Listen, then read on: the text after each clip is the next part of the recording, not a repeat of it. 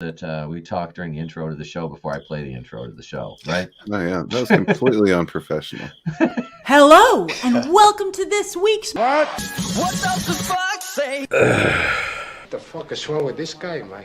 Pepperidge Farm remembers. It's me, Austin! Oh, son of a bitch! Yeah, that works. I like all right, it a lot. okay. All right, moving on. Hey, what about Tulip?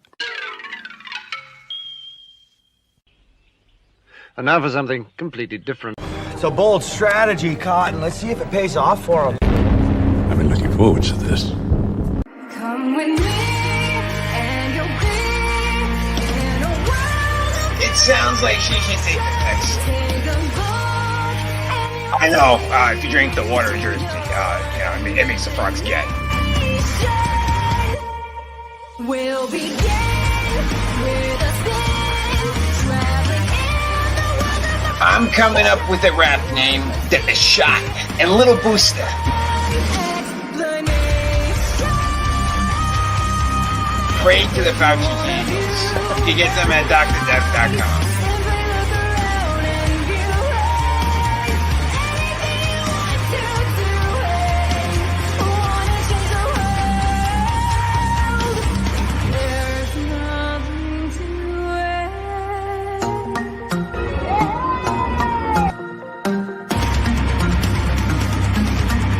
Sit your $5 ass down before I make change. It is I, it is he, it is me, PWE Tippo, cooing from the place to be reviews, right here with all of yous. Monday night, Going in Raw, episode number 174. Look, Ma, we made it. No hands. Was that a Waka Flocka song? I don't know, but either way, we are here. Another Monday night. I would say hail, hail. The gang's all here, but we're one man short. He'll be here shortly. Don't you worry about it. ToneDef is he is on the red carpet right now, trying to get an interview from Brie Larson, but he'll be back soon. Don't worry. He's at the world premiere of the Eternals, the red carpet event.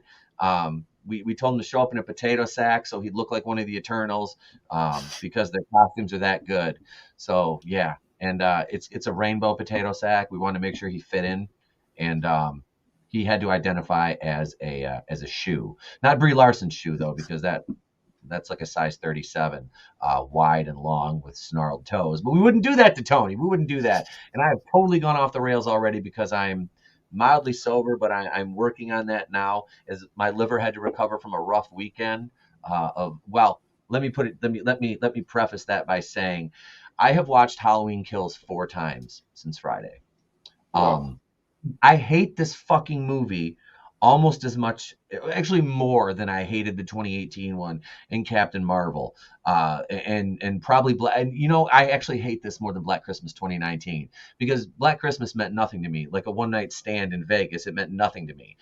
Halloween is one of my favorite horror franchises, and to see it bastardized in such a manner by untalented pieces of shit like David Gordon Green, Scott Teems, and that fat bitch Danny McBride broke me almost. So my Cleveland review will be out by Wednesday. That's why there's going to be a no single release videos until this one comes out, because ladies and gentlemen, I am putting in work on this. Is going to be about a 40-minute video. I'm putting in fucking work on this. My script today, I sent a copy to Nick from WCBS. That is it's about 32 to 35 paragraphs long. I screen recorded the entire movie off Peacock because they have no security protocols. So I'm working on screenshots and video clips and GIFs and things right now. Tomorrow we lay down all the voice tracks. This will probably be rolled out on Wednesday afternoon. If not, we'll go with Thursday morning, so it gets a good audience. And I have to substitute teach tomorrow, so I won't be putting out a video in the morning. But everything else is still normal, except my brain is even more fucked. And then after I roll this review out, I kill myself doing this. Guess what comes on Thursday? You get a Batwoman review from me. So by this weekend, I am going to be so ready to watch Dune on Friday and actually take in some good fucking entertainment. The best piece of news to come out of the early week was the fact that Why the Last Man got canceled. And they should call him Why the Last Cuck, because that guy was more bitch made than some Transformers I've seen. It was fucking horrendous. But anyway, he looked less like a man than my cousin, who is a Transformer, who is a woman pretending to be a man, dating another woman pretending to be a man. So I'm like, you're lesbians with extra steps. Boom, we got a great fucking show for you this evening. Let me introduce to you the assistant regional manager, Red Gaze. Hey, what up? What up? Yeah, I have to take issue with your initial comment. No hands. That's not happening tonight. We're getting a little handsy. We are. Apologies in advance. The crickets are out in force tonight. They're not fucking around anymore. They've had it. So yeah, they're just running wild behind me. The cricket army's ready to go. So yeah, watch your ass. Are they going to join forces with the Guinea Pig Collective one day? Is my question. It's possible. It's possible. We could. I mean, it'd be like the battle of 5 armies, but we only need 2. Well, I like the sound of that, and that laughter in the background, that musical laughter, ladies and gentlemen, comes to us from none other than our great friend here at the program, permanent cast member on Monday night, and all around good dude, Mr. Vinnieart, Vinnie Tartamella, who is dangerously close to 1,000 subs. So if you have not subscribed to Vinnie yet, do the damn thing. Hail, my brothers. Thank you, man. Always 2 hands. That's how we hold this sword. But I got to tell you, man, yeah, it's been a crazy fucking day. So, but hey, what else is new on the internet, right? More fucking craziness. I'm looking forward to this stream. It's always a lot of fun. Everyone in the chat, you guys fucking rock. Everyone on panel, it's so good. And yeah, man, Tone, if you're out there, just watch out around Bigfoot. Be Larson out there. She'll swoop down like an eagle and scoop you up with those fucking finger toes she has there. Let me acknowledge the chat real quick. We've got superfan Adam Shawhan. What's up, brother? Keely Chow, the Fandom Menace Ultron. There are no strings on me. There you go, Keely. Of course, my brother Tony. The Clown World Review says he's at the Eternals red carpet premiere. You guys missed it. Bree was in open-toed shoes. Let's see who else we have here. The best name on YouTube, Brutal Morningwood, is in the house, ladies and gents. And I love it. He says it's time to run out and pack a bowl. My man. Shit, Jay Lee was here. He says, yo, nice bridge. Thank you, sir. Parrot Head, purveyor of memes. Who'd want to talk to Talon Toes? Brie Larson kind of looks, Tony does. And Nick's married to her. Keely Chow says even Batwoman couldn't break ETEP. Caroline Dries. That's right. Caroline Dries. Tony's not here yet, but I'm going to do it. Caroline Dries, I got a message for you. If you actually think that I was just the right gay guy,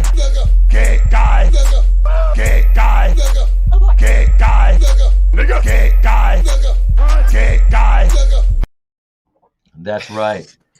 That's right, Caroline. We coming for you. ETEP makes dries wet. And that's good because that takes talent for me to make dries wet. I mean, I have that effect. I have that certain panache that even most of the ladies like, but it's more impressive of a feat to make Caroline Dries wet because she's one of the lesbians. I might get her to switch teams. Who knows? It's entirely possible. I just don't want her. Done it 100 times. Right. It's true. You just sitting there working game and be like, hey, come on, girl, you got one of those. And I want to get up in that. A 33 and a third % of it. 33. That's all I can fit. Start going into the Steiner math. I need to make that GIF. I need the Steiner math GIF up in here. Dan, let's see. Wait. There's no field mice in her area. I'd venture a guess and say no. I would definitely venture a guess and say no, Parrot Head. So before we get into it, I mentioned, did anybody else watch Halloween Kills? No. I did. You did. What did you think? I didn't hate it the way you seem to hate it. I didn't hate 2018 either. Okay. I don't care for the way they handle things is all. Mm-hmm. I don't know. This one was a little different. Like I don't know. Like nothing about it was really scary. Like you just kind of expected everything that was coming. There was a lot of callbacks, which I can appreciate, but there's a difference between callbacks and fan service, and I haven't quite worked out which those are yet. And that's it too. The one thing I really did like was one of the only things I really liked in the movie. was the silver shamrock masks that Myers put on the bodies of Marcus. Spoilers: Marcus, Vanessa, and Marion, the nurse. Yeah. I was when I saw that the first time. Like I said, I was already drunk, and I was sitting there going, dun dun dun dun dun dun dun dun dun dun. Hey, more days till Halloween, Halloween, Halloween. You know, but that was a cool thing. I will say this much: it was equal opportunity. You know, you couldn't really call it woke. You know, No, the not at all. motherfucker would put a knife in anybody and everybody. Yep. He did do a lot of killing though, and that's one of the things that kind of pisses me off about this new continuation. You know, this new continuity they're doing is they're making this big deal that he killed 4 or 5 people way back when. You know, this big mass serial killer, and now he's killing the whole. Maybe I shouldn't say it. He kills a lot of people. A lot of people. He did. There was a lot of death. Oh, and they were just. I didn't even count the total body count. I'm gonna do that at the end of the review. I might go through with the count and be like, You know, oh God, here's a guy. Is he trying to get me a run for my money? He might have you beat, Fauci. I don't know. Son of a bitch. I wouldn't go that far. I mean, it's not on a global scale. This is true. Fauci kills. The sequel to my movie on Netflix. You got Fauci kills, and Fauci ends. Fauci loves you. Yeah, Fauci hangs. From Fauci with love.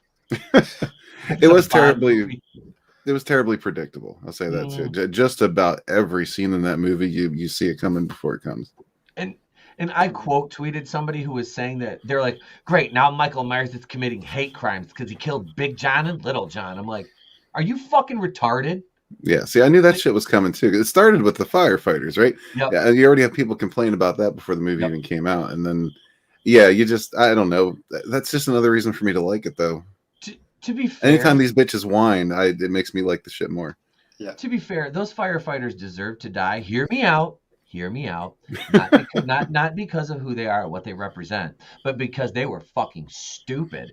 They sat there and attacked him one at a time when they have some of the most deadly melee weapons. Like, what are you? The guy with the I'm not going to start picking this apart because I can call back to every scene in this movie I've seen so many fucking times just for this one goddamn review. But when Homeboy is shooting him with the fire hose. We've all seen those videos from the civil rights era. What happens when you get shot with a fucking fire hose? You go flying no matter how big you are. That bitch will knock you back, right? What does Myers do? Just keeps on trucking, and he just stands there like an asshole. Just keep swimming, just keep swimming, just keep swimming, and just kills the guy. I'm like, well, yeah, it's like, okay, number one, if you've never even heard of Michael Myers, have no idea who he is, whatever. Okay, you're putting out a house that's on fire. Some big fucking dude walks out of it with an instrument that he's already taken off of one of your slain friends, right? Mm-hmm. You're shooting him with a fire hose. He's just walking right through it, right to you. You're just gonna stand there like a fucking retard the whole time until he gets there, and then look at him like, oh no, maybe I should have moved. No, probably not. That's probably not what you would do. Well, meanwhile, you got all the homeboys in the. You got all the homeboys in the background looking like they're like straight out the ghetto firefighters, all getting ready to fucking jack this guy up, and they just get ready to jack this guy up. They just stand there playing with their knobs. Attack one at a time and get killed. You fucking half-wit cunts. Like that's basically what they did. I'm just like, oh my God. And then the ending of that. He doesn't exactly move like Bruce Lee or anything. So like. I'm trying to put this together in my mind. How you guys are describing it? I'll give him credit. He had some moves in this one, but not like Bruce Lee moves. He was just quicker than you're used to seeing him. Okay, so and this is the thing. He's in this. Not in that scene though. No. He's supposed to be human, right? He's supposed to be mortal. So the fire from the last movie. That motherfucking basement, there were gas lines. He blew the fuck up. He ain't just hiding in a corner going, oh, the fire ain't going to get me over here. Like, I'm like, what the fuck is this? I don't know. Is he supposed to be mortal, though? Because, I mean, you can't take away Loomis's speech in the first movie. That's it. But they're trying to make it like they've erased all the other canon except for the first one and the 2018 one. I'm like, so this motherfucker is basically a man. That's like- what they tried to do. I don't know. I don't know about that. I don't think that's very, accurate. I'm very confused on what they're trying to do with him because none of it made any fucking sense continuity wise. I'm like, because he bleeds when he gets stabbed. The motherfucker lost fingers. Like they didn't just grow back. You know, if he was some supernatural force, could you really cut his fingers off? You know, without him regenerating? They probably wouldn't grow back. I mean, I don't know. I guess it depends on the type of supernatural entity we're talking about. What but about we don't the original movie? But what about the original movie? He got shot all those times and then went off the balcony. Yeah, he got stabbed a lot too. And But that's the thing. He does get stabbed a lot, but he does get back up, and that's the important part, right? He gets back up. The bitch, what's her name? Fucking Caranos. Her daughter fucking stabbed him 3 times while her bitch ass boyfriend got fucking his head 180. That was great. That was great. Should this just be Halloween, the little engine that could? Is that the real title to this? Yes. How about this is Halloween fucks up your whole town? That's what this was. When he kills he kills an interracial couple. I mean, another hate crime. Wonderful. White guy and black woman. Dude, okay, so when he's killing him, Red, it's like he's got him over the counter and he's just like grabbing a knife and going, flap. Okay, that part disturbed me. Yeah, I didn't care for that because that's not Michael Myers. He does play with his kills sometimes, but for a purpose. There was no purpose to that. That was weird. I didn't like that. This to me was a slasher movie, but it wasn't Halloween. The character motivations and the writing. Like, okay, I understand your characters have to have, some, like, they're not aware of everything, but like, you can at least make them somewhat smart. Like this movie did like I said, Danny McBride, fuck you. Scott Teems, fuck you. And David Gordon Green, suck my dick. You fuck. You talentless fuck.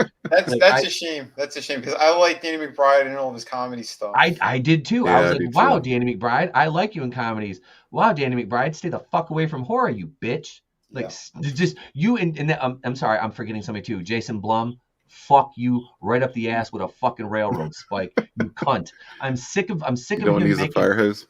I'll use the fire hose and fucking it'll have more effect on him than Michael Myers. You're getting pegged with a fire hose, Blum. I'm sick of him making movies on a $10 million budget, making $15 million, and be like, I'm such a success. No, you're not. You're just economically fucking feasible and fiscally responsible, you dumb bitch. Like your movies are shite. And the next one's going to be shot on an iPhone. Well, Halloween, super low budget. Jamie Lee Curtis already came out and said that, well, the next one's going to piss people off. I'm like, the next one? Listen, Activia. Listen, Activia. Well, apparently they're going to try to tie the whole pandemic thing into the next one. I can see everybody be wearing masks and this shit. I saw an article about that. I don't know. But speaking of character motivations, that's something else that pisses me off about this kind of stuff. Like when they try to rewrite the character's motivations. Like that pissed me off. It doesn't make any sense. They're disrespecting the fucking legacy that John Carpenter and Deborah Hill built with these characters. Did she have diarrhea on his foot at least? Like she's in the closet and he can't hold it in and it just seeps on the floor and then threw it onto his boot. No, I mean, I don't know. That's kind of a spoiler, so I don't know if I should say it, but I'm going to say it anyway. So do earmuffs if you don't want to hear spoilers. They don't even come into contact in this one. No. Wow. She's in a fucking hospital the whole time. Wasn't she in the second movie as well in the hospital? Yeah. This was basically. You know what? That pissed me the fuck off when I saw that hospital because I was like, you know what, motherfuckers, the second one was damn good, and you just fucked it off, and here you are in a hospital. Go fuck yourself. But it didn't play out the same way. No, it did. That mob scene at the end, or evil dies tonight. Grandpa Brackett over there, dude. If you bitches, she stabbed him through the back of the neck, and instead of twice, that fucking cow had the opportunity. She fucking Edward Norton him from American History X on the staircase after shoving a pitchfork in his back, and just stops. Right. And then after they beat, dude. Okay, that guy. Motherfucker's got the Rick Grimes 44 Magnum and gets within arm's reach of him, gets his wrist cut and still shoots him 6 times. And then when he got that knife through his neck, I was like, that's what you get for walking up to him and not bringing another fucking round of shells, you stupid piece of shit. For reals. Like, oh my God. Like, Anthony Michael Hall was good. I will say that. I liked Anthony Michael Hall. He was in it? Yeah, he played Tommy Doyle. And Kyle Richards, the years have been extremely kind to Kyle Richards. She looked good. She looked good. I'm sure she had a little bit of work done, but Kyle Richards looked good. Nice. Still a very beautiful woman.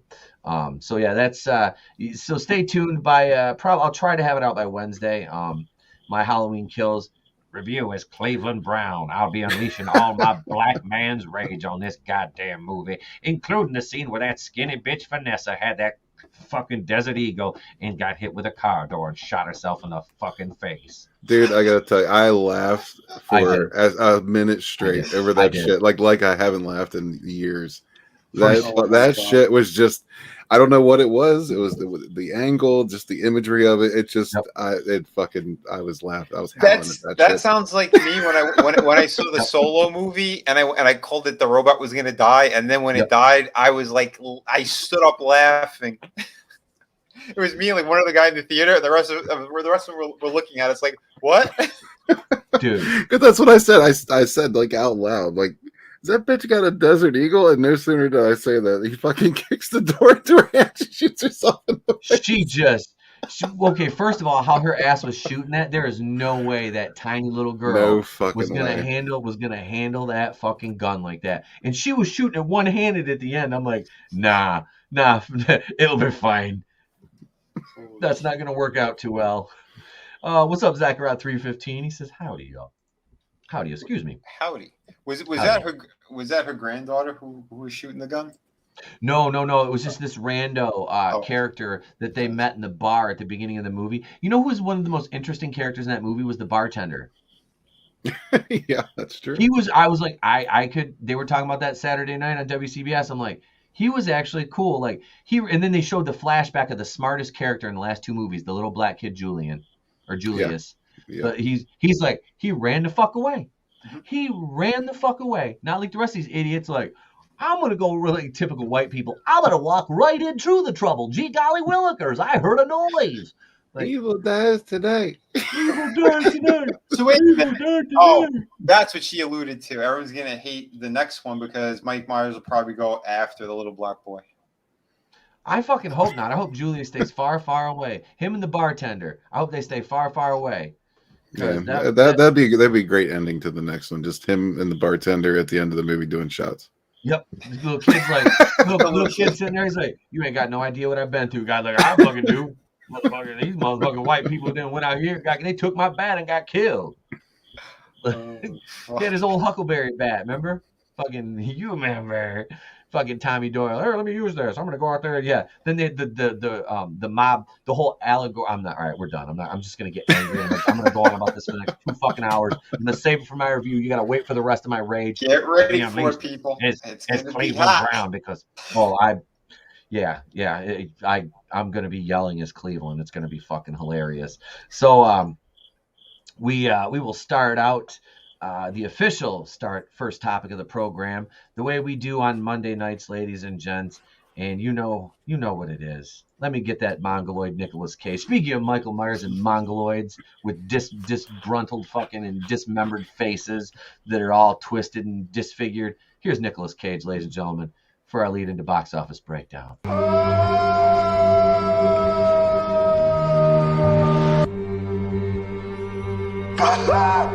I'm a vampire! I'm a vampire! I'm a vampire! You beat to you XYZ! The goddamn contract is somewhere in the goddamn fucking files! Here, I swear to God, that never gets old. Here we are, ladies and gentlemen, domestic box office weekend number 42, October 15th through the 17th, 2021. Number one this weekend, Halloween Kills, $49 million. Came in under their predictions of, I think they had higher marks set for it. But 5,423,000 international for a grand total of 54,827,000. This is a $20 million budget, and Jason Blum is sitting back right now masturbating into a pile of cash. Well, I would say normally I would say that's surprising, but since it was on streaming on Peacock, that doesn't surprise me too much. Well, honestly, I thought the day and date might have hurt it a little bit. It probably would have done a little bit more at the box office if they went with a straight cinematic release. But I wasn't going to go pay to watch this. Peacock is the way to go for this. Yeah, I mean, I might have, if I didn't have the Peacock alternative, I might have Yeah. gone paid to see it. It wasn't playing at my local theater, so I wasn't going to. Addams Family 2 was going, and I honestly would have rather watched Addams Family 2 than sit through this movie 4 times. You guys, ladies and gentlemen, I hope you know I love you. I suffer. I do. I truly hate myself and suffer for you guys. 4 times. That's So, a lot. yeah. That's commitment right there. Well, I mean, it is kind of a bitch that they're not, respecting. I mean, I think they're trying to respect the franchise, right? I just think they don't know how, and I gotta give them points for zero wokeness. It's sad. It's sad to me, but that always gets people points with me these days when they can make a movie with no fucking messaging in it. And that was the thing. Seeing Stewart from Mad TV get brutally murdered was tough. I'm not gonna lie. It's part of my childhood. Yeah, we finally saw what he could do. He was getting ready to die. He's like, I didn't even, I even kind of liked Big John and Little John. I thought they were one of the more likable duos in the movie. Were they the gay ones? Yes, they were.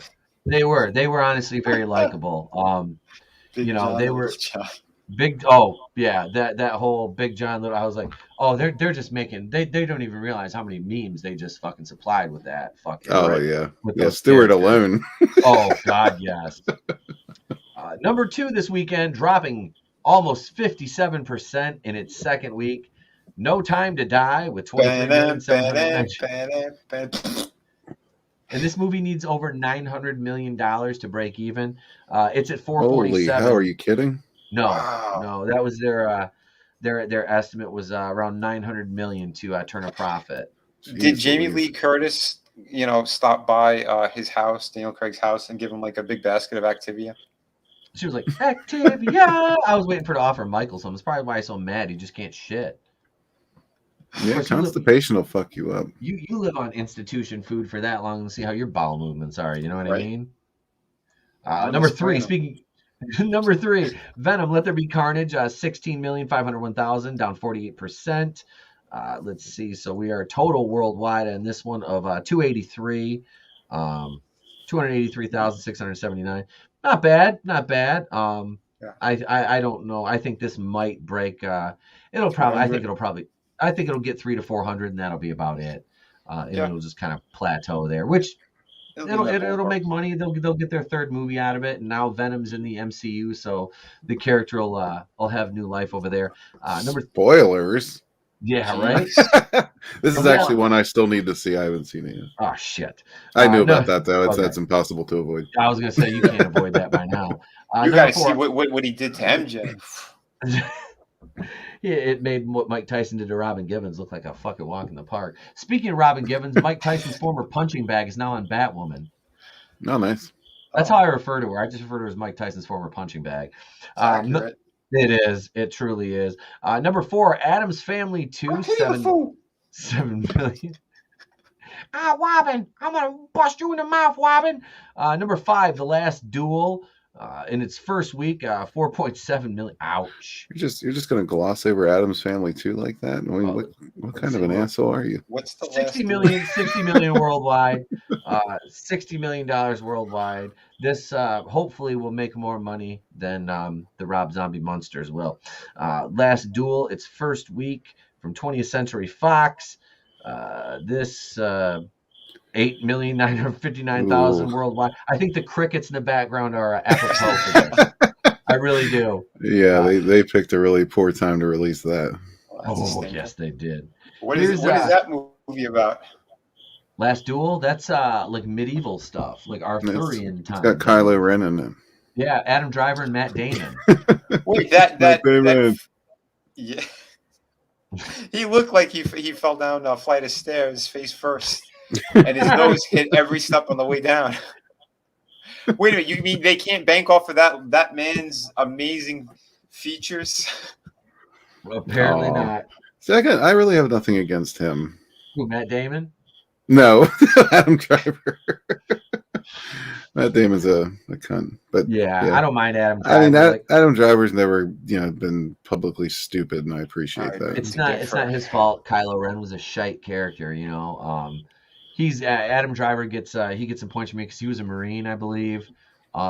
He served, and I'll give him props for that. And yeah, he's never went out of his way and been an asshole.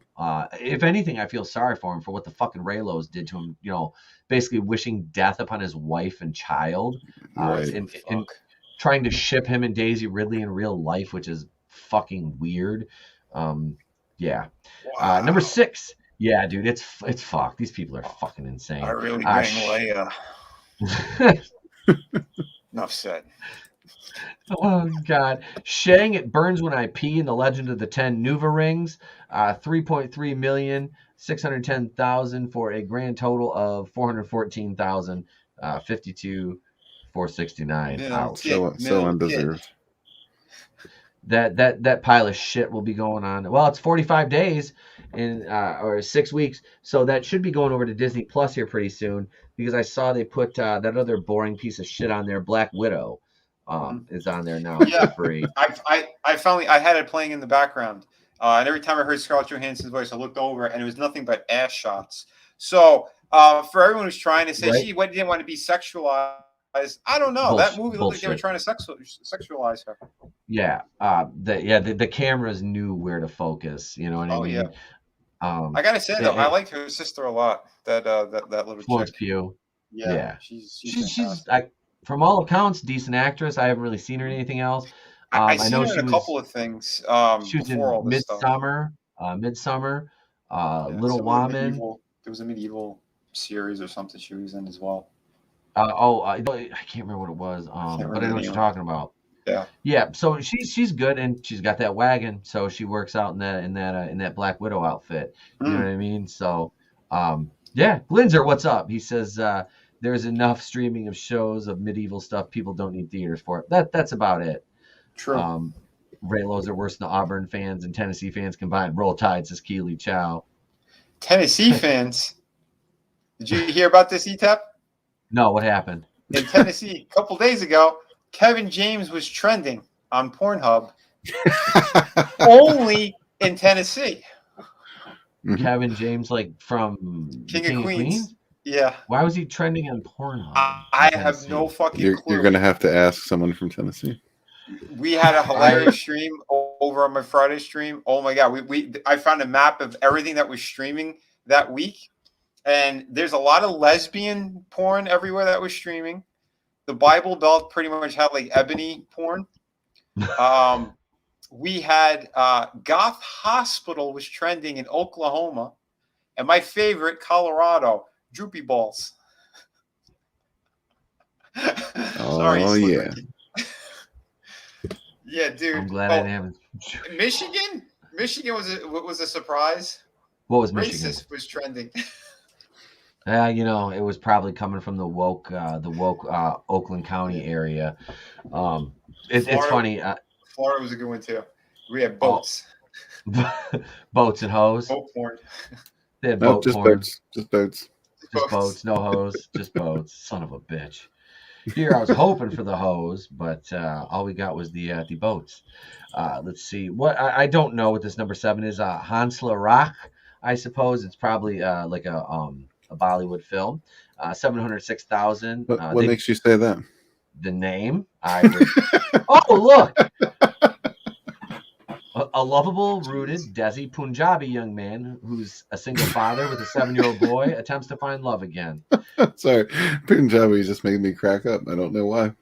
The Punjabi Playboy, man. Sounds like you need to go to Michigan. That's what they used to call the great. Oh, come on. The Punjabi Playboy. Jesus. How is Free Guy? Free Guy is still in number 8. After Hans Rock. I still want to see that. Rock. I haven't seen Free Guy yet either. This movie has made 328, 509, 420 worldwide. Not bad at all. Damn, it made more international. I'm kind of surprised. Number 8, Lamb, which Childless couple, Maria and Ingvar, discover a mysterious newborn on their farm in Iceland. Spent the person much joy undefined before ultimately destroying them. Jesus. Yes. See, manliness and motivation gets it. What did he say? Kevin job. Spacey likes free guys. A poon job. In the park. Oh God. Number 10, most eligible bachelor. Akil and Pooja have a love story with a touch of comedy where they confront their ideas of married life. Come a lot on. of pool around here. This sounds like something off of Mad TV. Is this real? Are these movies real? these are Bollywood movies. Yes. These sound so. And why is Bollywood getting such a big release over here? Because the China market is closing off to woke ass Hollywood. So Hollywood is, if you look at the Eternals, the aesthetic shifts to kind of a Bollywood aesthetic at times. So they are desperately reaching for that market now. So most eligible bachelors. Oh, go ahead, brother. I was gonna say, so then that guy from the Eternals, the other Punjabi, I don't know, I forget his name. The one who was in a comedy dude who got all buff for that movie. So Kumail Nanjiani. Kumail, yeah. So is he gonna be a gigantic star now over in Bollywood? I think that's what they're trying to do, is transition him to make him a bigger name over there, so it brings more of that audience into Marvel over here. But that's just my guess. You know what I mean? That's just what I'm guessing. I don't care how buff he gets. He still has that same head. Oh, he has a fucked up head. I know. Woke ass Candyman, 77 million worldwide. Fuck that movie. That's number 11. That's what Black Lives Matters gets you. Yeah, that's it. That's an ACAB BLM movie, and and fuck that noise. Nobody wants that shit. Oh Jesus! After you get the Poon Jobby, you need a Poon Boosty. Look at Clone Geek says Sir Dixon Poon. Somebody needs a YouTube account with that name. That needs to be a YouTube name, Sir Dixon Poon. Did you hear about the deal we cut with 7-Eleven? We're gonna have punch cards now for your Poon Boosties. Your Poon Boosties. It's gonna be the Punjabi variant next. Yeah. Get all 4 all at once. You get a free Slurpee. They were doing that in Michigan, I think, with Dunkin' Donuts. I can't remember. They're like, no, it was Krispy Kremes. You can have a free Krispy Kreme donut for getting a shot. I'm like, oh, really? I can stick a magnet to my arm for a free donut? Sign me up. Risk your lives. It's Krispy Kreme. Right? They're not even good donuts. If you don't do it, I'm going to cancel Halloween. What's the other ones? Easter. I hate that one. It's too Christ-like. We're going to get rid of all that stuff, and especially Christmas. I don't like Christmas at all. Fuck that guy. I'm going to bring back Christmas. You guys are going to have Halloween. We eat candy for 2 years straight now, and we're locked in our fucking houses. Get your machine guns ready. Infowars.com. Ban that video. Thank you. The Fauch that stole Christmas. Why, Lord? Why must the Fauch steal Christmas? Well, I guess it's time, ladies and gentlemen. He is a turd. Hey, but before you do that, I just found something very interesting that I wouldn't mind sharing. Yeah, absolutely. I just thought this was good. Ring consumer is your favorite childhood franchise. Skin suits. They're wearing skin suits. They're like the Whisperers on The Walking Dead. Right. Yeah. Or again, Smith. Buffalo Bill. It puts the lotion in the basket. Or it gets the hose again. It puts the fucking lotion in the basket. Oh God! Was it a really big fat person? I gotta get what's his name, Jeff Hicks back on so I can interview him as Cleveland, and he's got to do his Buffalo Jeff impression. Who was it that Sir Nelson the Gentleman requested that? That'll be an interesting interview.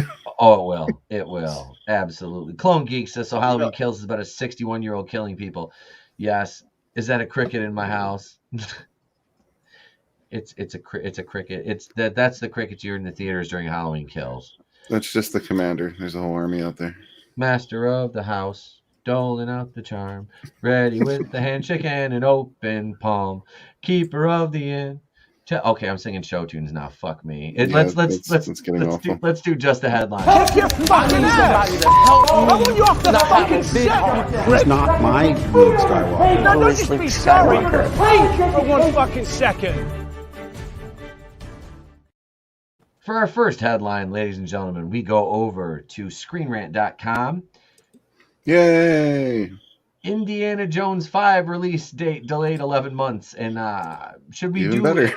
Should we do a buy or sell? I'm trying to sabotage this film. I wink, quote. I broke a hip, shoulder. I tried punching another fan in the face. I missed. I went down the stairs again too. Listen, Phoebe Waller-Bridge is taking over. Boycott this movie if it ever gets released. I think Adam Driver's face is gonna be straighter than this film. It's terrible. It's terrible. Sorry, Tep, go ahead. No, you're fine. You're fine. Hail Chris Fisk, and hail Nano Reaper. Hail Machini Draws. What's up, brother? Welcome one of our fellow rogues. Everybody, welcome. Yeah, this movie, like I said, we should make this a just a headline and buy or sell, because I'll buy the fact that Harrison Ford will be dead before this sees theaters. I mean, seriously, I'm trying, Etep. I'm trying. He's still younger than your president, sir. He is. They saw me walking towards another plane. It wasn't mine. And they threw a net over me and they put me back in the wheelchair. Do you mean another plane of existence? Listen, if I'm going to go out, I want to go crashing again. It's fun. Nobody wants to die under a set door. It's much more manly to go out within a plane crash. And here's the thing that sucks. Here's the thing that really fucking sucks. They're shooting this movie, a big chunk of it, in my hometown, over in Sicily. I got some heads up from some family and stuff too over there, and I saw some shots. They're like redoing all the storefronts. It is a beautiful location, mind you, too, and it's like one of the only places that has like Egyptian ruins. I'm not Egyptian. I'm sorry. Greek ruins are near this area as well. There's like a temple that's one of the few that exists in the world that's almost fully intact. And there's a castle there as well that's absolutely fucking amazing. They shot a few movies there, but yeah, they're doing all the storefronts along the marina, to make it look like the late 60s, early 70s ish. That kind of time period. But it's like, oh man, it sucks. Like, great, my town's gonna be known for one of the worst movies that ever hit fucking theaters. That sucks ass. Well, I mean, a lot of people don't really remember the locations. Not so much. Right. But except for people like us. Even I'm not people like us. Like people like Eteb. This guy knows everybody's name, all these locations. I do. Just like, why do you do it to yourself, it's man? Stupid. I do. I watch things like I watched like I said, watching Halloween Kills like 4 times. I'm picking out shit. I'm like, oh well, they lifted this from Halloween Part this, and they lifted this from Halloween Part that. Because I've seen all these movies. I've literally seen the Halloween movies each like, I don't know. I can't, hundreds of times. Probably. And I'm not joking. I watch horror movies year round though. I am like horror. Oh, yeah. It is my favorite genre of movies. It truly is. But hey, I know the next movie is going to be Laurie Schrode's. She kills again. But Mike Myers' mask got so fucked up. It's going to be my face. They're going to peel my skin off. They're going to put it on her. We look like twins anyway. But when you start crying when you see that movie, come here. I'll give you a hug, buddy. It's going to be all right. You have Phoebe Waller-Bridge to look up to as your new cinematic hero. They're going to take the mask off of Myers, and they're going to finally reveal his face, and it's going to to be Phoebe Waller-Bridge. We should make a fan film before that comes out and call it Halloween Sharts. You know, me and Tony are always looking for skit ideas, so we'll put that one in. That is not a bad one. Johnny Cage JP7, woo! Welcome, sir. What up, Johnny? Darren, like Yeah, my brother. father before me, says hello, everyone. Hello, Darren, like my father before me. Welcome back, sir. Welcome. Thank you for joining us. Yeah, so we've got Indiana Jones getting delayed. Like I said, I find that just sad. It's turning into it's like a tragic comedy at this point, you know. And speaking of tragic comedies, this next headline is all right. Do you guys know who Amber Ruffin is by chance?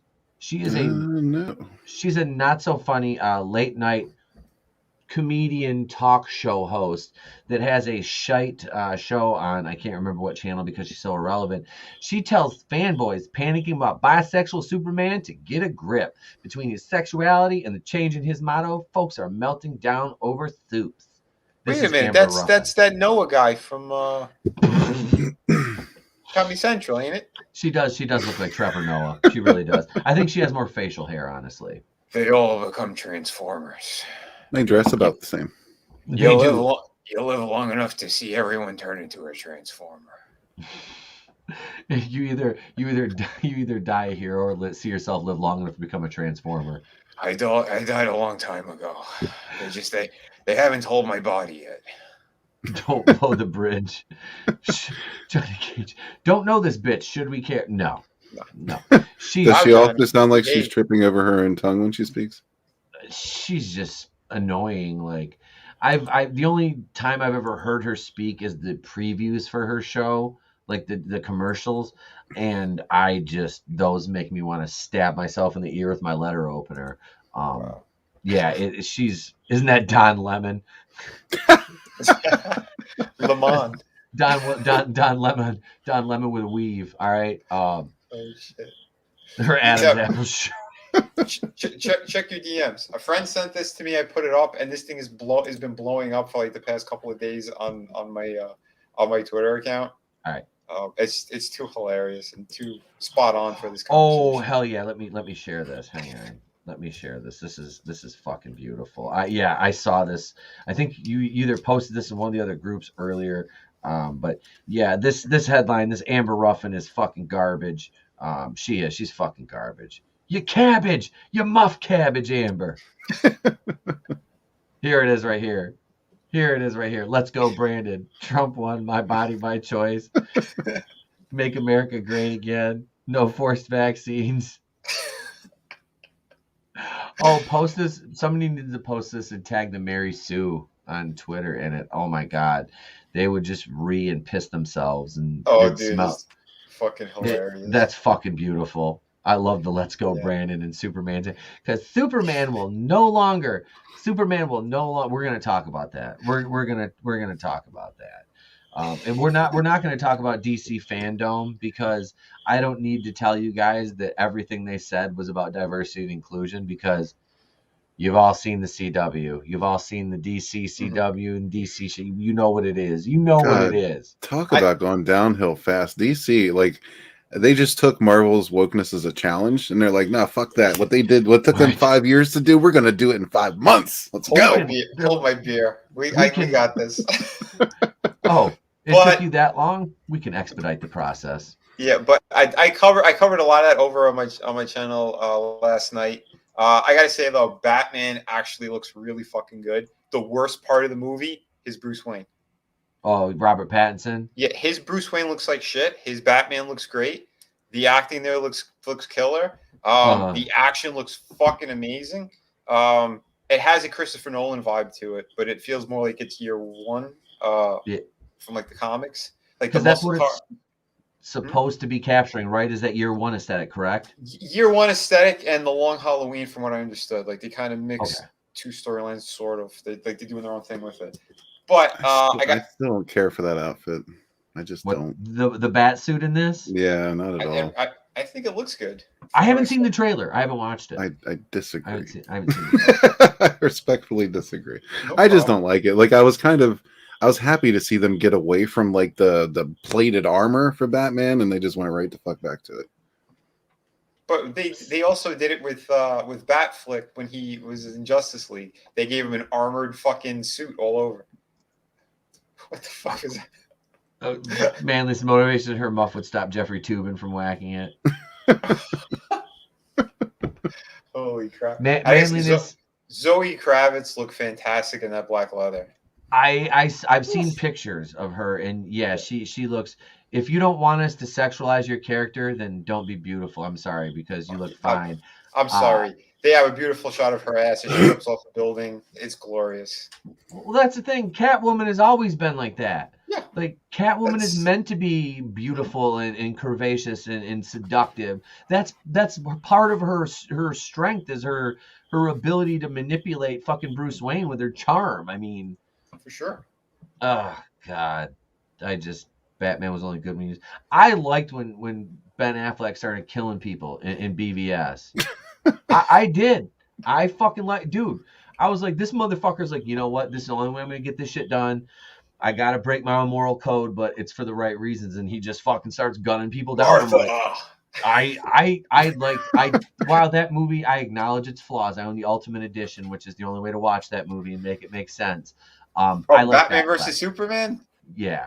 See, I disagree with that too. A friend of mine said the same thing. I got it. I watched it, and I was like, this is just longer and more fucking boring than the original cut.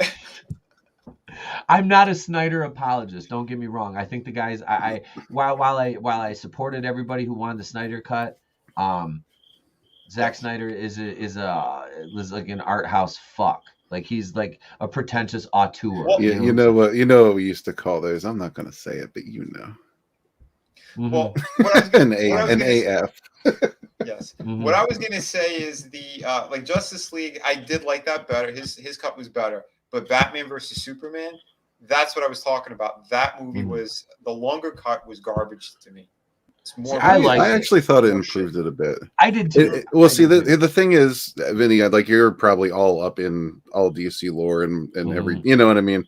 I've always been more of a Marvel guy. I'm not super into the DC lore. Like I know the basics. I can get along with it. I've read some comics, but what the extending cut did was it really explained to normies, you know, they put in things that were edited out of the original that made the original made no sense at all. So it kind of gave you a little bit more of an understanding of what was going on. It was, you know, it was a little too long, still boring, still not great, but I thought it was a better cut. Okay, fair enough. I did not like it.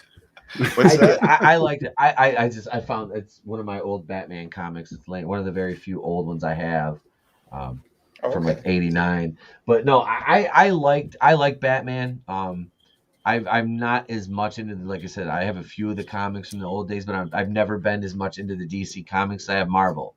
Mm-hmm. I'm not, you know, and I wasn't a huge Marvel comic guy either. I'm a novice at best in the world of comics. I admit that readily. You know, my Batman knowledge is from the old TV show with Adam West and all the movies. You know, I'm aware, you know, I've done my homework. I've got the DC encyclopedia of every single fucking character, which Jared, my boy Jared from the wrestling podcast gave to Trey, which, you know, is basically a gift for me right now, but I'm teaching Trey how to, you know, read it. Right. But no, so I'm, you know, I know some of the characters. I don't know all their lore and shit, but it's, I liked Batfleck, man. I do. I honestly liked him better than Bale. Pattinson, like you said, is Bruce Wayne. He looks too emo and like grunge and unkempt. Bruce Wayne is a very polished man. Right. He's very, because that's the mask. That's the mask of the character of who Batman is and all that. So he has to put on a good persona for the public. And in this movie, it seems like he's just like, I don't give a shit. But we already had those moments with Bale anyway. Like Batman Begins, I thought that movie was absolutely fantastic. The Dark Knight, one of my favorite superhero movies I think they've ever made. Those two are just, they're glorious what they did. But at the same time, he had Bruce Wayne down cold. It fucking worked. Because he did that thing of like he didn't really give a shit. Then he went over the edge. Then he wanted to learn all that stuff. Like they had all that backstory for him, and then the persona that he put on for public, it all went. It fit the way it was supposed to, and then just how his Batman was. I thought it was pretty damn fucking cool and closest to what he's supposed to be. Ben Flick, whatever the fuck you want to call him. I think he got down like they got down the look for him. His Bruce Wayne was I think the best in Batman versus Superman. His Bruce Wayne was the best in that one. They gave him like a hairpiece too to change his hairline so he doesn't look as goofy, which was smart. But like the look of Batman was kind of there and it kind of wasn't. Like the fight sequences worked the way that they did all that stuff, but I think the cowl being that giant solid piece of fucking rubber, the cape that looked like it was, I don't know, 120 pounds, like none of that shit worked for me. But like I don't know, it's you could kind of be picky on certain shit, but I don't know, it is what it is. No, I no, and like I said, I agree with you to a certain extent. I liked Affleck because he was like, he was a fucking the dude. Like he got all yoked out for it. Like, but he didn't. Before he came back in for the reshoots, he was all like fat and shit. He was super doughy. I know somebody. Well, there's a mutual friend who even had photos of him on the set. They use fucking. They use some of the CrossFit friends of Zack Snyder. And they put Ben's face on like the workout scenes. Okay, all right. He phoned it in. I think we can all probably agree there has not yet been a perfect Batman on screen. No, you get pieces of it here and there. Certain guys did certain good jobs with certain elements, but you're right. Yeah, we haven't had the perfect Batman yet. See, and I even think Keaton did a lot of things right. Just mannerisms, and maybe not the look, but just mannerisms and the way he spoke. I didn't think he was a horrible Batman though. Like no, honestly, he wasn't. Keaton was good.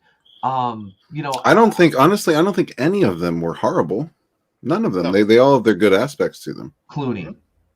Okay, sorry. The ones we recognize as actually being Batman, like not including Clooney. Clooney was shite. See, what I was upset with, I wouldn't even include Kilmer.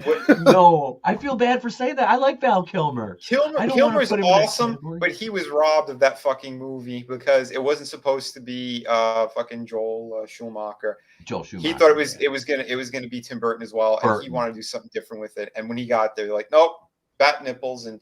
We want you on fucking Ice Ice, whatever the fuck they were doing. He's like, oh shit. Yeah. Oh, what about's in the house? Hale, what about? What about? He is, and I'm trying to think. What about you? Are almost what is it? 700? Is it you just crossed 700?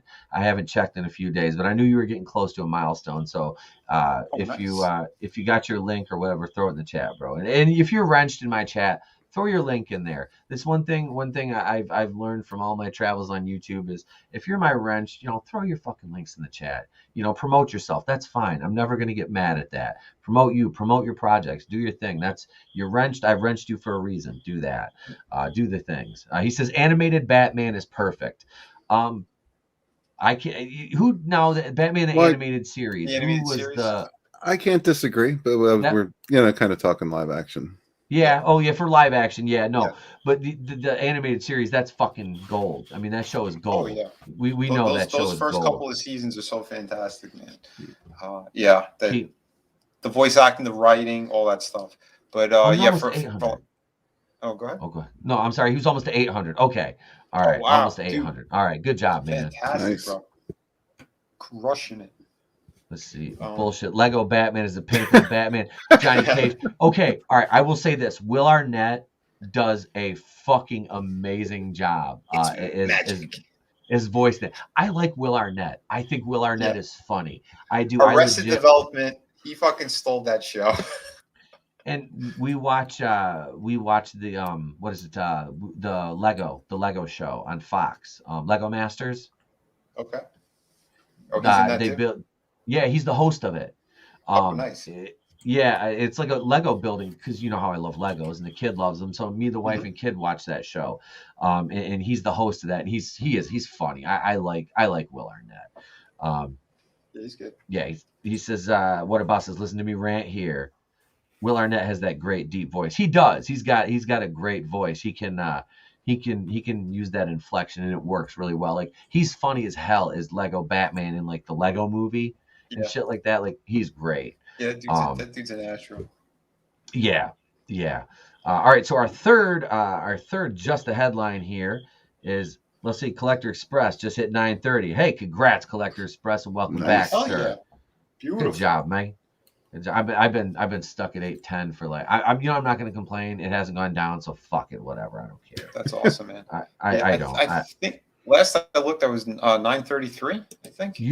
Steven posted you were like 66 away from 1,000, and so awesome. Yes, dude.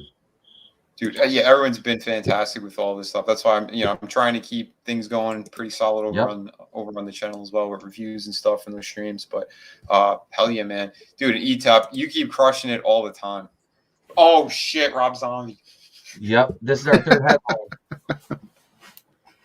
One of my first look. Is it a booty shot? Okay, here we go. Rob Zombie reveals we'll show, and of course, who is Mrs. Munster? Sherry Moon Zombie. Of course. Naturally. Who are those other two? Dan Roebuck and Jeff Daniel Phillips. Grandpa Munster, is that a mustache? He didn't have a mustache. And why does Herman look like he has Down syndrome? Well, he probably does. Well, I mean, I don't know. It looks weird. I know I said just the headline, but we're going to scroll down here. This actually looks good. The aesthetic of the house, because I think we showed these last Monday night, the set photos, and they did a good job with the aesthetic of 1313 Mockingbird Lane. So they did a wonderful job of that. I don't need to watch the Munsters and hear Herman calling, Mrs. Munster a fucking cunt every 2 seconds. Yeah, is she gonna get her tits out? Right, that's it. There's Vinny's link right there, sir. Oh, thank you, bro. Yeah, I rent you 3,000. Subscribe there. That was just the headlines, and we're going to show you some wonderful. You know what? Fuck it. We're gonna show Wakanda Land. I haven't played Wakanda Land. Yeah. I know me and Tony were talking about this. He's like, we need to do a new skit. I'm like, yeah, but Wakanda Land is going to be a permanent part of the show. That's always going to be here. Oh, and if you see this logo behind me, this Monday Night Going in Raw, I got this blown up, touched up. We got new merch coming, ladies and gents. New merchandise with new logos. We're gonna do a Monday Night Going in Raw shirt. It's gonna have this logo on the front, and then on the back, it'll say Uranus. No protection needed. Because we go in Raw around here. No protection needed. So yeah, we'll have that one out. We'll have the Egyptian. If you turn your attention to the upper right hand corner of the screen right now, where the Going in Raw logo is, that Egyptian logo will be available on a T-shirt. And on the back, it is going to say "Walk like an Egyptian," and I'll try to get my picture on there going like that or some shit. You should have to say Wakuian like an Egyptian. Well, and Red just sold the shirt right there. Wakuian like an Egyptian.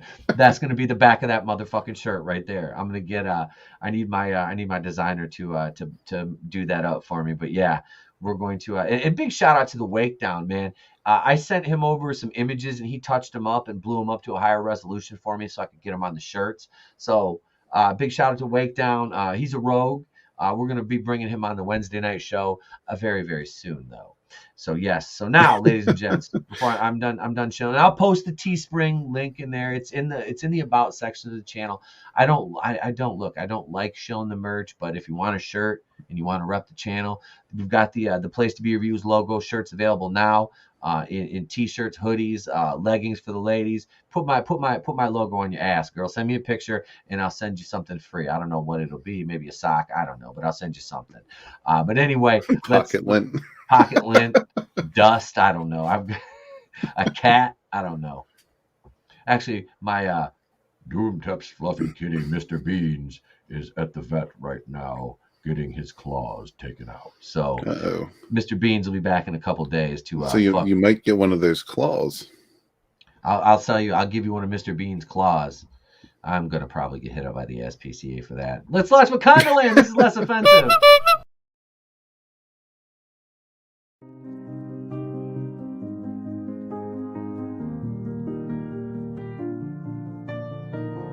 Do you ever look around at your continent and feel a little down? Ashamed of where you come from? Do you ever see your parents offered up to a Libyan warlord from your cage and silently wish to yourself, reality can be whatever I want? My friends, are you simply hungry? Hi, I'm trans non-binary Disney CEO Bob JPEG, and I'm inviting you to experience the other side of reality. Relax, recuperate, and reinvent yourself at our newest and most diverse Walt Disney World Resort. When real life doesn't quite cut it, come experience our version of Africa. Introducing Wakanda Land. Book your reservation at Wakanda Land today and get a free 30-day trial to Lucasfilm writer Leslie Headland's new dating app, Wine and Dynasty. It's a sure thing every time. Available for download through the App Store or Google Play. So there we are, ladies and gentlemen. Wakanda Land. You know they have a Planned Parenthood. Oh, of course. Tony put that in. He made sure it was accurate. They had a Planned Parenthood there. Here we are. The truth, justice, and the American gays. DC. Hey, wait a minute. I have that trademark, damn it. DC Comics officially announced that Superman will no longer fight for the American way. This shout out to Spencer Bacouli, and Donald, and Josh Berger, and JB, and John Trent, and Drew, of course, our fellow rogue who's over there at Bounding. Y'all are doing the Lord's work over there. Shout out to the Bounding in the Comics crew. Yeah, one of the few sane. I would call them very centric. I mean, they're anti-woke, but they don't really.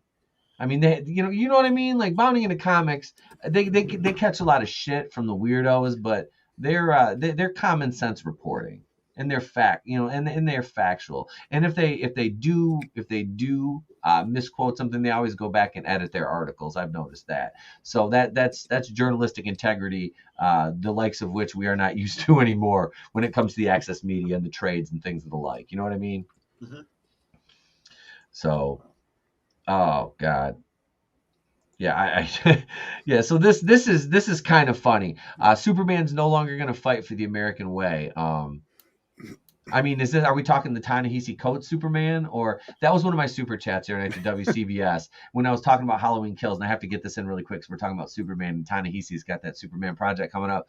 One of my super chats for $5, I said, the only person who was happy to see those firefighters die in that scene was Ta-Nehisi Coates, and that got a laugh.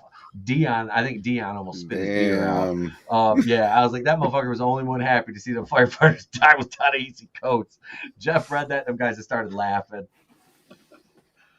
Oh shit! But yeah, so what do you got? What's you guys' opinion on this change in Superman's modus operandi after like 100 years? Well, I mean, Superman's not Superman anymore, so who cares? Right. It's the perfect thing to do for a dying business, right? Everything the character stands for, just throw it out the window because it doesn't matter anymore. Yeah, go for it. Make his son gay. You know what? He should be sleeping with one of the Robins, or they're gonna have they should just do the whole Justice Society just turn gay and trans. Go for it. Why not? Because no one's buying these books anyway. That's right, damn it. Hey, wait, what? Aquaman, another monster. Did you hear Aquaman has come out as even gayer? Yeah, that was because Kelly Sue DeConnick's husband was writing it, and she was like, "If you don't make this motherfucker now 50% more gay, I'm gonna peg the shit out of you." And he was like, honey, Keely Chow, you shut your mouth, because I know what you're thinking. Nano Reaper says Wakanda Land is the Iraqi propaganda minister as the Libyan warlord. Oh, Pope Chewbacca Cabrus IV. Each of you have been blessed with a slow guinea pig raid. Well, welcome. We do welcome the guinea pigs. Yeah, I was there earlier. He sends a lot of guinea pig love to you guys, and watch out for your toes. See, I want to jump on one of his retro streams on Monday night. This is the only issue with that is Monday nights I usually have to put the kid to bed, and I'm getting ready, getting cleaned up after dinner, and getting in for bed when time, and then doing prep for the show. It's just like Scotty's show over on Sporky News The Dump. I would love to go on there on Wednesdays, but we got the Rogue Show on Wednesdays, and then he does it on Saturdays, and Saturday night's usually my night with the wife. So it's like it never works out. But I got to bring Scotty back on a Wednesday night. I'll make him end the dump early and come over here. Drag him kicking and screaming. I will. I'll be like, if you don't come over here, you're an anti-Semite. Nano Reaper's wife, DC. I will play that fucking card. You know what's funny is I had a master of TDS and writing Raven on last week, and they're practicing Jewish people, and she was asking me if I ever partaketh in the Sabbath, and I'm like, oh no. I don't. I was raised Catholic. I don't have that Sabbath in me to do that, to go full I never have have done the full. I was like, I can't do it. I could not. I couldn't do that. Like I'm not strong enough for that. I'm not. I'm too much of a fucking glutton to do that. I am. That's why I'm Catholic. To the dark side. Oh Jesus.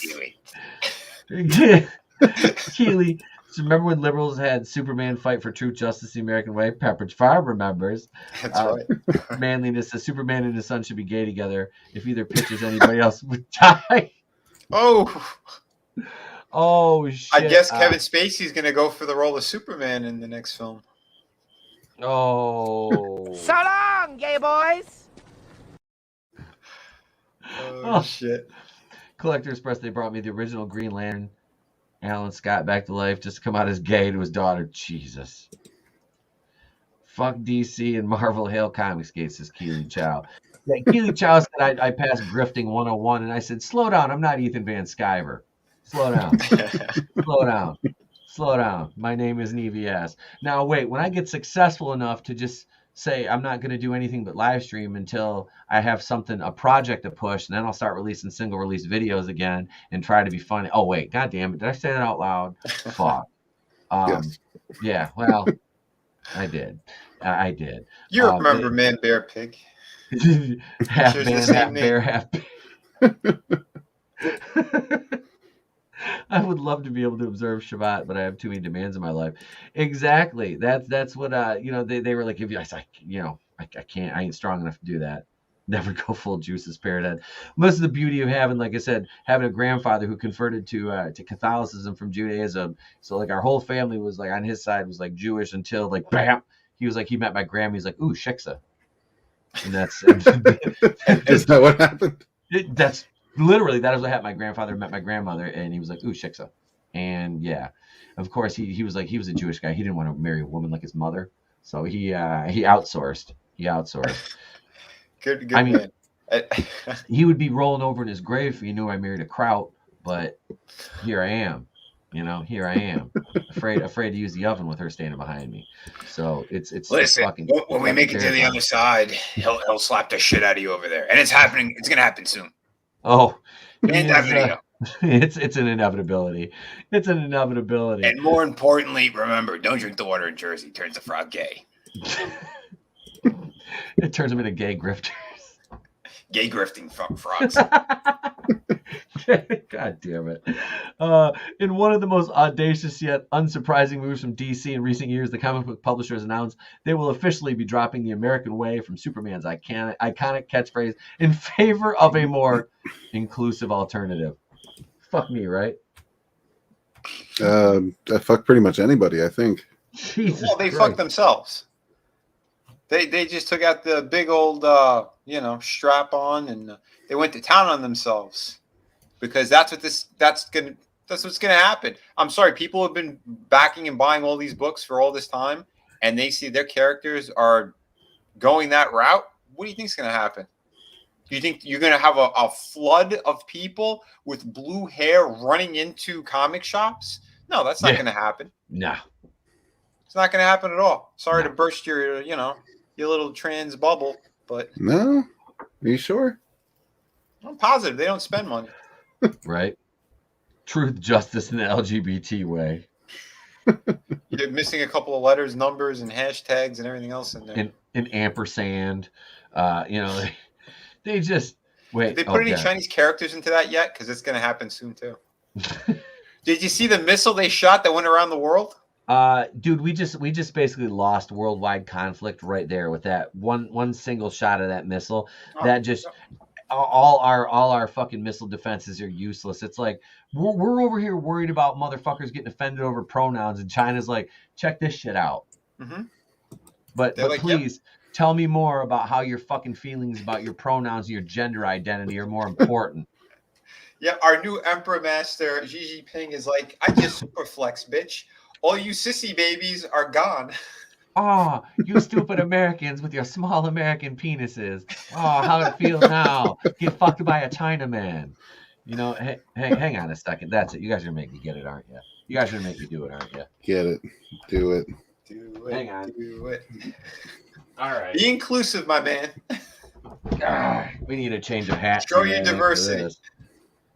Frankly, I for one welcome our new Chinese overlords, and I hope when they take over, they realize that some of us are play for the winning team, and will happily accept our new fascist masters. And yeah, I won't be standing in. You are wise in the way of Zhu Fu.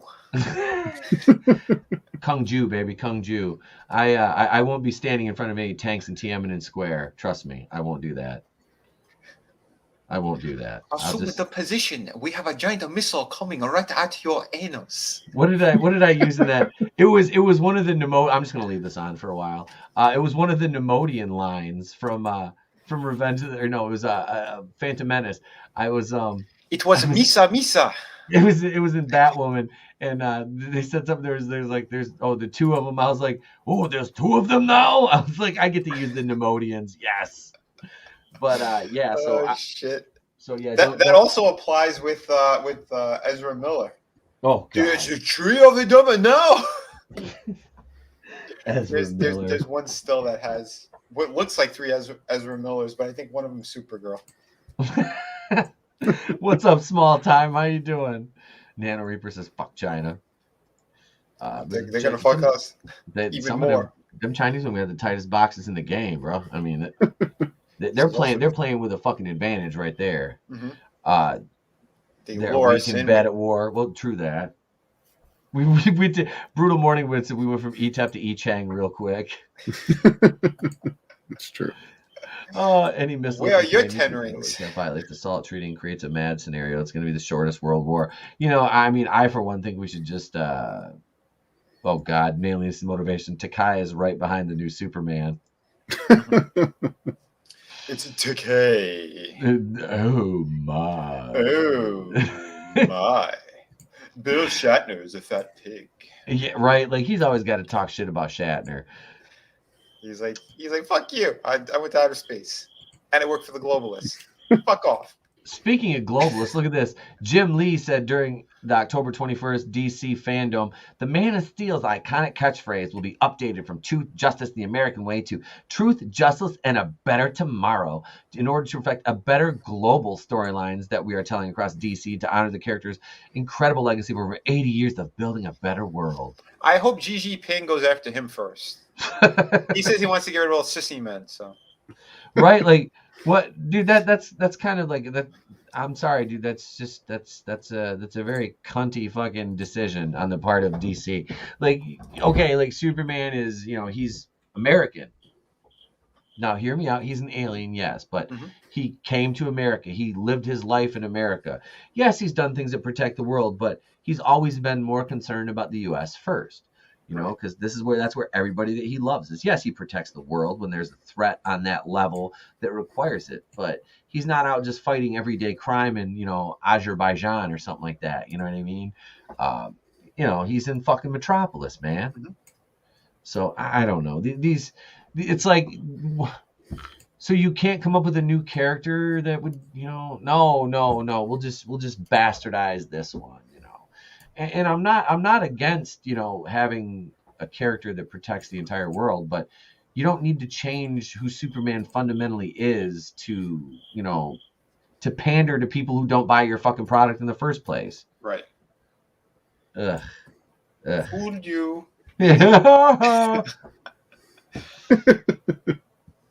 know how it is, though. He's supposed to use Odd Job and GoldenEye 64. That's why the Chinese would win at the war. Oh, God. I use this in a video, too. We are Siamese, if you please. Ba-dum-bum-bum. We are Siamese, if you don't please. Ba-dum-bum-bum. Those fucking cats. Yep. Those fucking cats. I hated those fucking things. That shit. I had to use that song. And I used that song intermittently with clips of Mickey Rooney from Breakfast at Tiffany's going, oh! I did. Oh, I shit. did. I did. I had to. I was like, what can I possibly do to be the most offensive? Mickey Rooney from Breakfast at Tiffany's. Nailed it. So let's drop kick baby Kal-El on North Korea and see how that turns out. Damn. Oh, wait. Dion can just honey dick the missile, saving us all. Oh shit! So yeah, Superman is now going to be Superman's a globalist. I wonder if Alex Jones has anything to say about Superman being a globalist now. You know he does. I think he Go over does. to band.video. I think he probably has a story. Alex, you have a story? Of course I have a story. They're all globalists. They're all sick. You know, Superman, he's going to be flying around with that missile, throwing it at people. All right?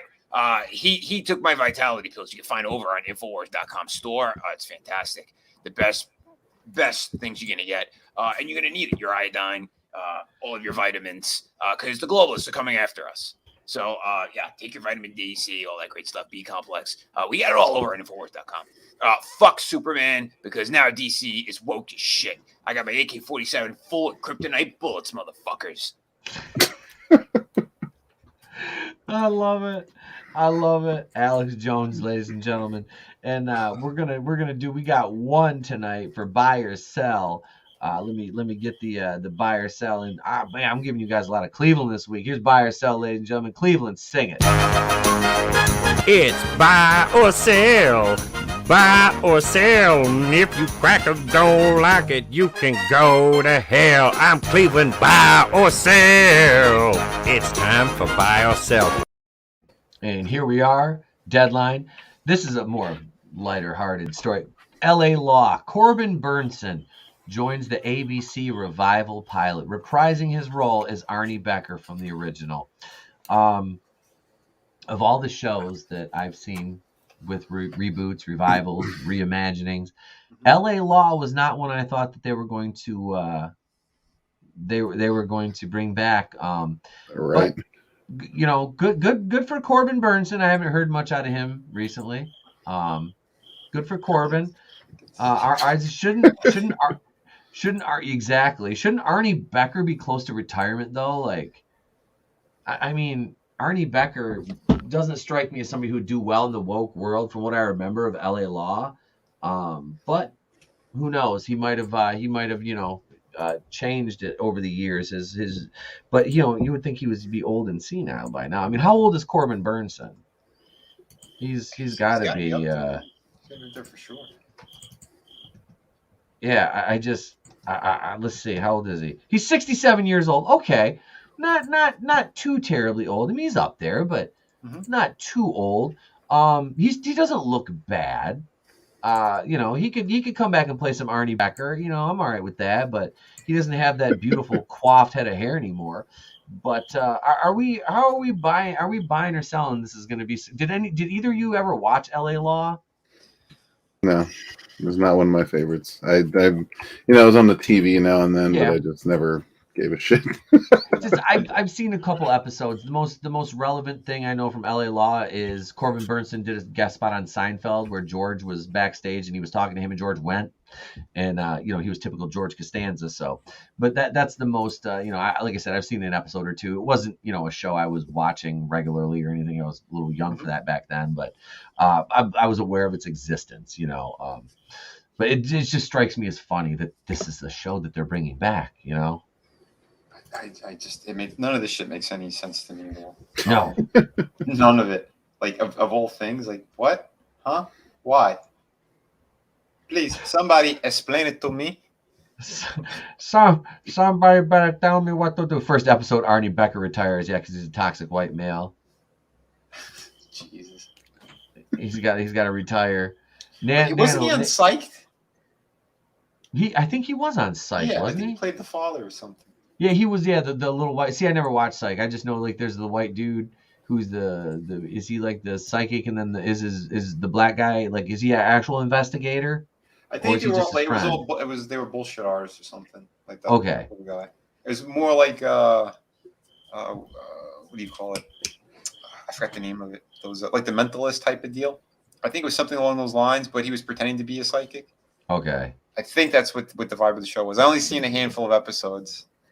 It wasn't really my thing. I like this. Small Time says Corbin Burnson will always be Roger Dorn to me from Major fucking League. Yes, sir. Yep. Yes, sir. Frankie knows. Fun fact: Corbin has a snow globe collection. Not fun or exciting. Just a fact. Just the facts. Just the facts. Vagina is the new kryptonite. He did say fun fact, though. He did say fun fact. Mm-hmm. I find that fun to know that Corbin has a snow globe. That's a collection. That's an odd thing for somebody to collect, in his position. But all right, little abstract. Different people get into different stuff, I think it's healthy for everybody to collect something. There's no problem with snow globes. Just not the misery of others. That's probably a bad one to choose. Yeah, if you're on Twitter, that's basically that. But yeah, do like Corbin. Oh, you know who else does that? Coolio. He also collects snow globes. Really? That's fun fact. That's a little more shocking that Coolio would collect snow globes. It is. He just goes around and he's like, "Come on, y'all, and ride on a fantastic ride, slippity slide. You better be ready when the globe roll by. Just globe along." That's what you do. Oh, He's shit, just shaking them. I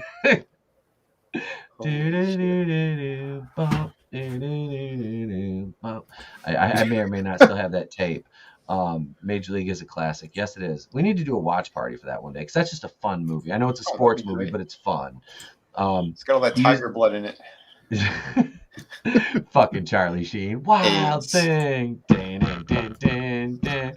You make the AIDS sing. Dan, dan, dan, dan. You make everything. Fauci in the 80s. Wild thing. I think you have AIDS. We need to know for sure. Really, we do. I'm not singing. We need to know for sure.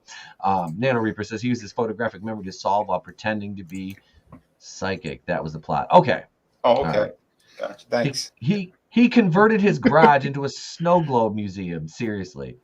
That's fucking awesome. Today on MTV Cribs, Corbin Burnson in his snow. Those aren't snow globes. He collects mason jars of pee and poop and keeps them shelved in his basement.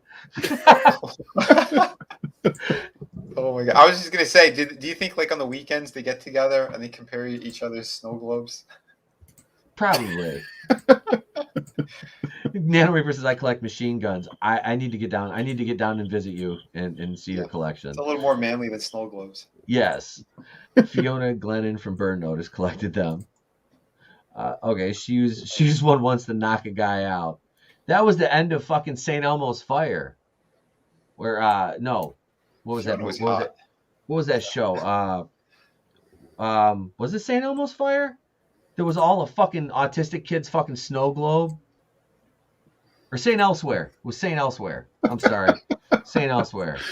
Damn, these are all fucking names I've not heard in a very long time. You know what I'm talking about, though. The end of the fucking show is the autistic kids with the fucking snow globe. Collector Express, the main character was such a good detective. Also, no, that's Life Goes On. Oh, my bad. I know that for some fucking reason. When he called into the police tip line, they thought he was the perp, so he pretended to be a psychic. Small time. You could prevent the AIDS by wearing a mask. Dr. Fauci in 1985, probably. Yeah, it's also true. And don't forget, all that is true. And don't sit on a toilet seat. You can catch AIDS that way. I trust the science. Clone Geek, I love this. My headcanon is that Charlie Sheen's character in Major League is the same one he played in Ferris Bueller. String out cokehead. Oh, yeah, St. Elsewhere. St. Elsewhere. That's what it was. Let's see. Chad Allen was the autistic kid that imagined the whole show in a snow globe. Bam! Thank you, Chris Fisk. How the hell did Dion get a snow globe?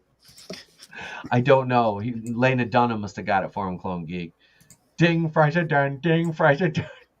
I wear paper hats and I work at Burger King. Would you like an apple pie with that? Let's see. I would love for the Braves to have cardboard cutouts of all the executive Liberty media in 2022 when the Braves win a game next season. A piece of clothing comes up.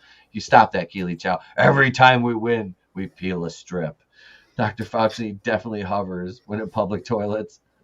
That's funny. That's his one quirk. He murders all these people, and he's like, I hover when I go to public restroom.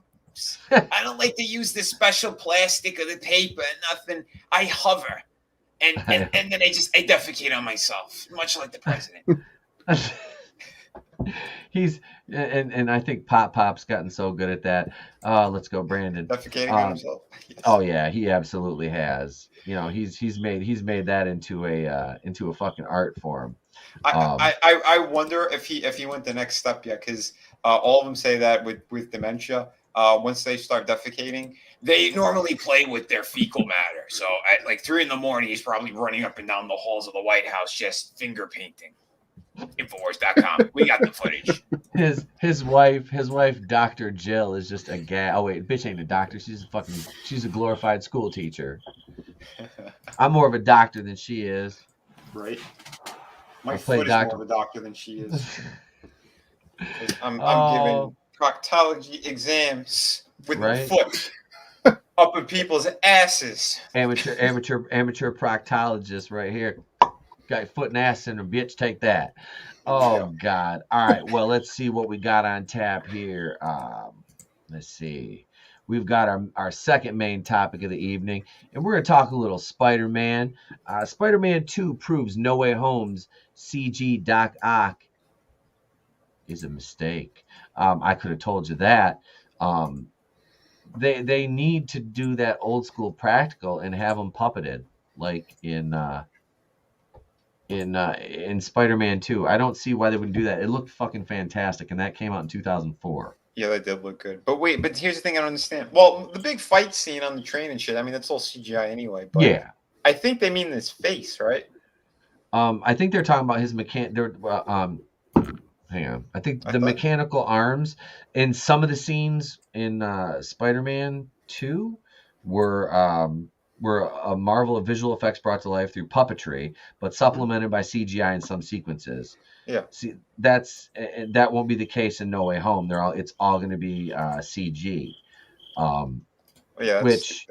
Which I liked because the hospital room scene where they were going to try to remove the apparatus from his back and his spine in Spider-Man 2. That was amazing. That was puppetry, and that looked fucking gorgeous. Yeah, man. It gave you the Evil Dead vibes, the way that they did it, the way he shot it with the shadows and everything. Like, it worked. Yeah. And that was Raimi leaning into his horror stuff. Of course, man. But with Doc Ock, it works though with that character, because that scene, that was probably one of the darkest scenes in a suit. I mean, really, like let's think about that for a second. Like, that is dark as fuck. Like, he's asleep, and this subconscious is basically just murdering a fucking room full of like doctors and like nurses and shit.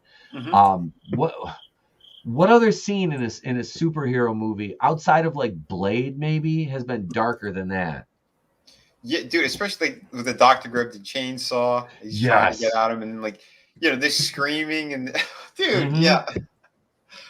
That's the way to do it. It's much like what's his name? Benicio del Toro's The Wolfman. Like, they did practical and they did CGI, and I think the blend worked really well in that Wolfman movie. Oh, that was the one with Anthony Hopkins. And yes. Yeah. That was good. That was actually a good movie. Good. That movie did not get enough love or respect. It came out at a stupid time too, and they tried to tank it for some reason. I don't know why. That is a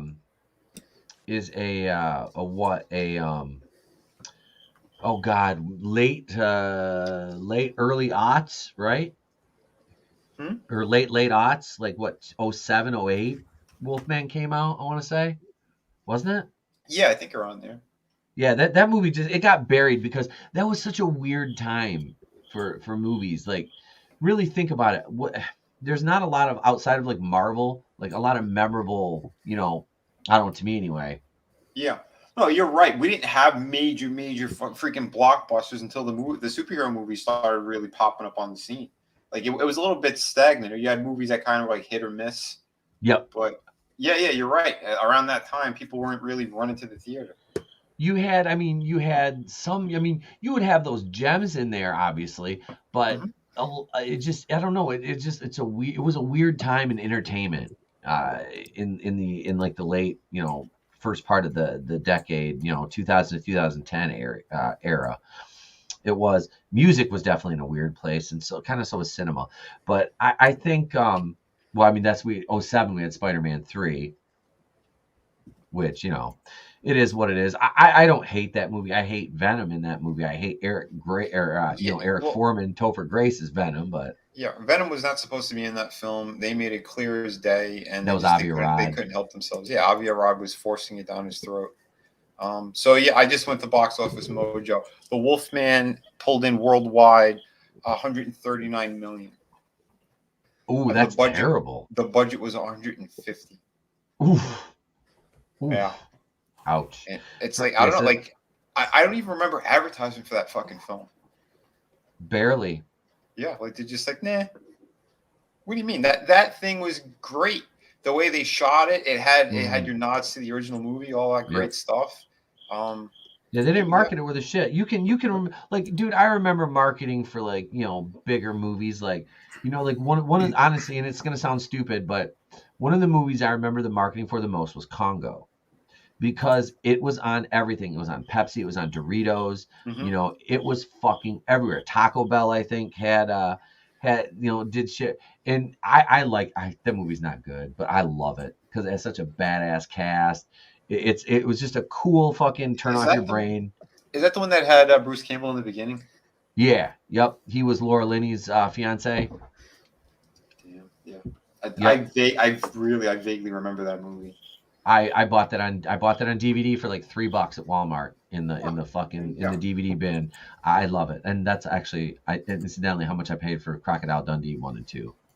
That guy is Australia's national treasure. He is. Paul Hogan is the man. The man who gives no fucks, not even to his own family. Nope. Oh God. Let's see here. So yeah, I'm not a fan of them going to all CGI with Doc Ock's tentacles. It needs to be part practical to me. You know what I mean? Well, what did they do with Keaton's wings with the vulture? I mean, those are all fucking CG. Those are all CG. Like I don't know. It depends. Depends on what they do and how they use them, but. Because, they did have a life of their own. They had so much personality to them. The way, like, the other one that kind of was, like, taking off his hat, his glasses, and all that shit. Like, there's something really special about it. If they could try to capture that or get close to it, I think it could work. But, like, I'm not going to be sitting here and nitpicking it because there's going to be so much other shit going on in that movie. It's going to be just, like, huge. So. I know, and that's like the one that's like Custer's Last Stand for me. That's like, and I'm throwing all my eggs in that basket because Eternals is just that's gonna be a shit show. They showed they're trying to show some action footage now, and like I don't care. I have zero interest. It looks so bad, but I did hear I said on my other stream as well. Tom Holland, the man who can't keep a secret worth of shit. He did have some good info that he put out there saying that this is going to be the last Spider-Man movie that's like this. He says from here on out, Spider-Man is going to be very different on what they do in their approach to how it's done, which is good because that means they're done with the high school bullshit. Yep. I heard that they wanted to do another 3 films where he's more of an adult doing college and working and that kind of shit. Great. Fix it because right now, Iron Boy needs to go. Spider-Man needs to come into the picture. We've already had too many movies where he's Spider-Boy, the fucking tag along when he's supposed to be, again, one of those super geniuses. He's a real hero. He's an Avenger. He's not someone who just follows Tony Stark. Yeah, he's not a side character. This is the most he's not a side one of the three most recognizable fucking superheroes in the entire world. So yeah, it's fucking cringy. It really is. Um, God, this fucking. Ugh. I want Spider-Man done right. Yeah, I heard that they're going to take him out of the high school thing, which is great. I want to give a shout out to my man Salvador. Says this stream is gay and you should feel transgender. I do, Sal. I do. Chris Fisk says they showed a Bollywood clip from the Eternals, and I was like, out. Yeah. I don't blame you. They had a Bollywood. Well, that's what I'm telling you, that's what they're going for. They're gonna try that audience. It's literally just a platform for Kumail. Yes. This whole movie, it's like we're gonna throw it away. We'll just have gay characters for the sake of it as well. And it's a platform for him because him and the hot deaf chick from Walking Dead, Lauren Ridloff. I would learn sign language for her. I'm not gonna lie. I would learn sign language for her. In my Alex Jones voice, YouTube is turning all the streams gay. It is. YouTube is turning all the streamers gay. Don't drink the Kool-Aid. If you do CGI, do it well. I've seen CGI in different lighting, and the scene looks off. Yeah. There's a lot that you can. The lighting doesn't manipulate it right, and the whole it throws the whole aesthetic off. It takes you out of the fucking scene. Yeah, you can see it really like on certain televisions as well. Sometimes you can't really see it in the theater, but when you get a movie and you put it on in your TV, if you move around the room a little bit, you could see like the colors don't match up. You can see shit like that. Mm-hmm. Yeah, 4K is unforgiving for that stuff, man. Yep. Mainly it's motivation. That one guy from Eternals who said he was a proud gay Muslim bottom must have the superpower of cognitive dissonance. Activia. Nano Reaper, Iron Man was a side character to Spider-Man. Correct, sir. You're correct. Eternals, how about the temporaries? Frankie knows. Oh shit. Manly's motivation. Too bad he couldn't fly. Oh, that gay Muslim power bottom. He'll fly right off the roof. They'll throw him right off the roof. And off the roof and into your hearts. Here comes the Eternal. Coming this fall, Kumail Punjabi. In the Eternals, he's going to be gay and he's going to be right in your face. Ass. Yes. He'll be right. He'll be all up in your business. He'll be all up in your business. Here we go over here. Back to in a world where Bollywood is done. Kumail Punjabi saves the day. If he proclaimed he's a proud gay Muslim in a Muslim country, is he still alive? No, Glinzer, he is not. The Eternal sounds as bad as Joe Biden's economic plan. $109 for the tank of diesel. Yeah, fuck that. Nano told me it costs about $109 to fill his truck up this morning. Like, oh my god. Wow. Yeah. Christ. I was pissed the other day when it cost me like $60 to fill up my fucking my half ton. I was like, god damn it. I don't want China, just do what you got to do with that missile, guys. Yep. Just end it. Just fucking get it over with. Yeah. We got two locations. I think Hollywood and the White House or the DC area. Go for it. It'll be fine. It'll be fine. It'll be fine. It'll be fine. Here we go. Here is why the Last Manding series dead after one season. And I actually watched a couple episodes of this, and he drank the water in New Jersey. Oh yeah. It was so fucking boring. Like that was the thing with the show. Like, and I heard the comics in the early 2000s were actually decent. I did not read any of those. And actually, the showrunner for this blocked me on Instagram on both my accounts today, because I simply commented on this because he made this long ass post talking about. Well, you know what? Here, let me just. I don't know. I no, I'm not gonna be able to pull it up now, unless it's on Twitter. That Brian K. Vaughan, somebody. Wait, here here's what I can do. I can go over to Twitter and let me get Data Racer did a nice. Of course, Data Racer is the OG when it comes to this stuff. Let's see, where is the tweet from? Here it is. Why the Last Man? Here's all the tweets. Brian K. Vaughan he looks like Moby. All right, if that tells you anything. He looks like fucking Moby. And that little bitch blocked me on Instagram. Basically for asking him, why are you mad? Because, okay, this is his statement. He made this big, long ass, why the last man is about gender, how oppressive systems inform identity. We had a gender diverse team of brilliant artists led by women at almost every corner of our production. Producers, writers, directors, cinematographers, production design, costume design, stunt coordination, and more. Is that really diverse, though? If they're all women? He does look like no. Moby. I told you, he looks like Moby. I think he's got. He has like a tea shop in New York or something. Yeah, this little fucking, this little puto fucking blocked me, and he's on here. This is his statement. He's crying about the show getting canceled because how could it get canceled when they have all this representation? It's like, motherfucker, maybe the show wasn't very good, bitch. Like, exactly. Do you ever think of putting out a good fucking show that people actually want to watch? What? Like, Did you just hear what you said, what you read from this asshole? I did. How can it be canceled? It has all this diversity. Well, right there says it. You're pushing an agenda. You're not telling a fucking story. You're pushing an agenda. That's why no one wants to see it. It's a lump of shit. Just like all these creators out there who are doing what they're doing, all the damage around DC and Marvel. Did you hear, too, that these scumbags, they're blacklisting anyone who's in our circles over at DC? Oh, that's great. Like, what is the fucking point of that? All this shit is retarded. Go ahead, crash and burn. Because most people are jumping ship. No one gives a fuck anymore.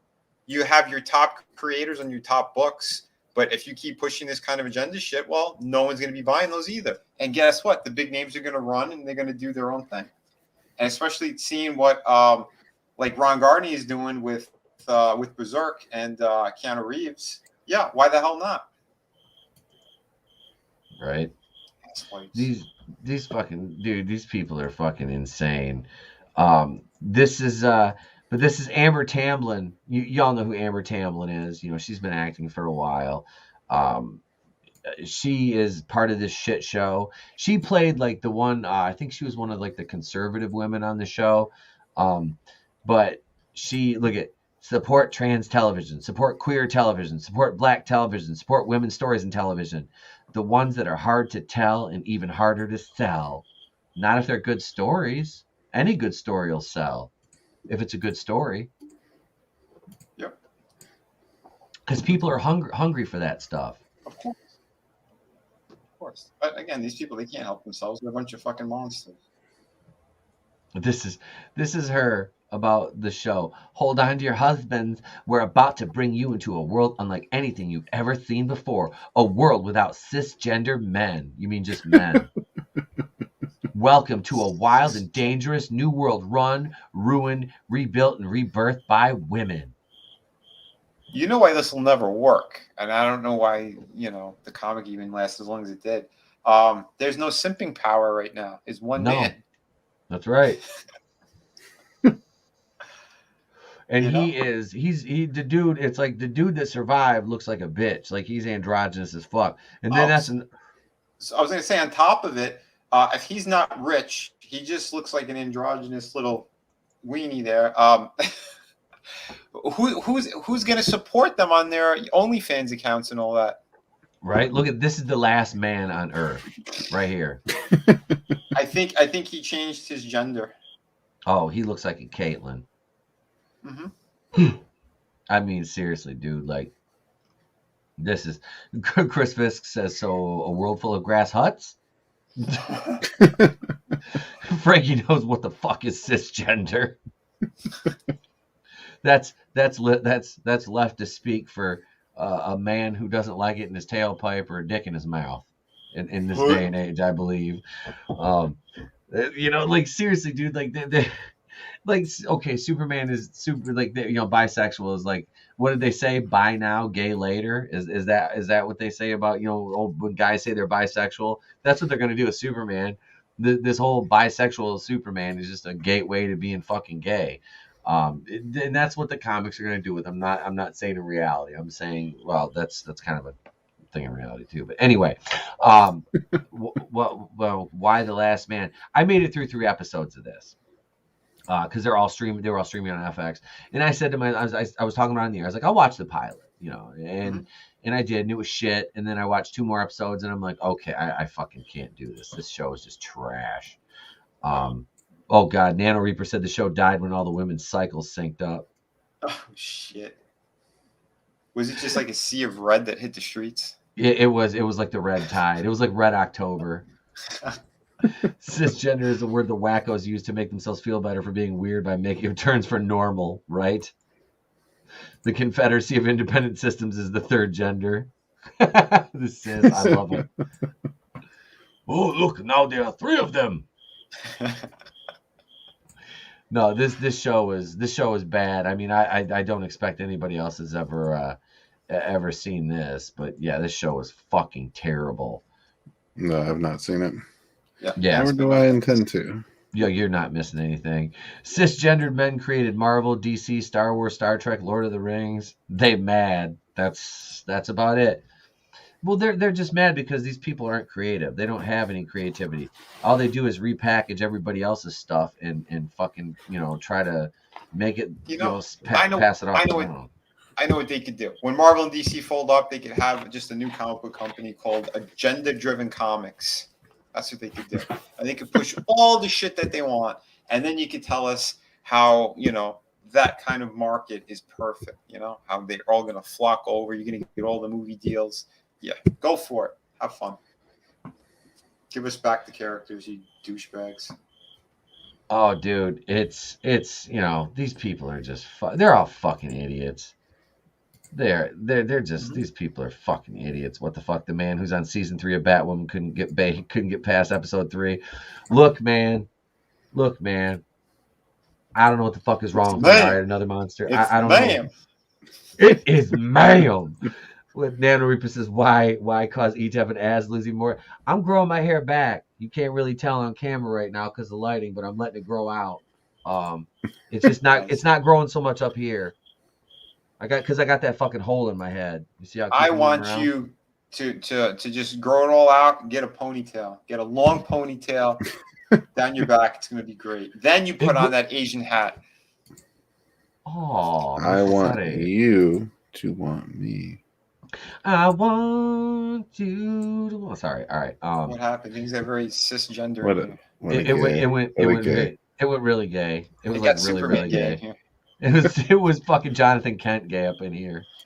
Oh God, I haven't played it yet, but I know it's coming. Somebody's gonna say it to me. You've got to do better. I know, Black Falcon. I know. It's okay. It's all right, Black Falcon. Did they kill him yet in the first 20 minutes of the horror movie?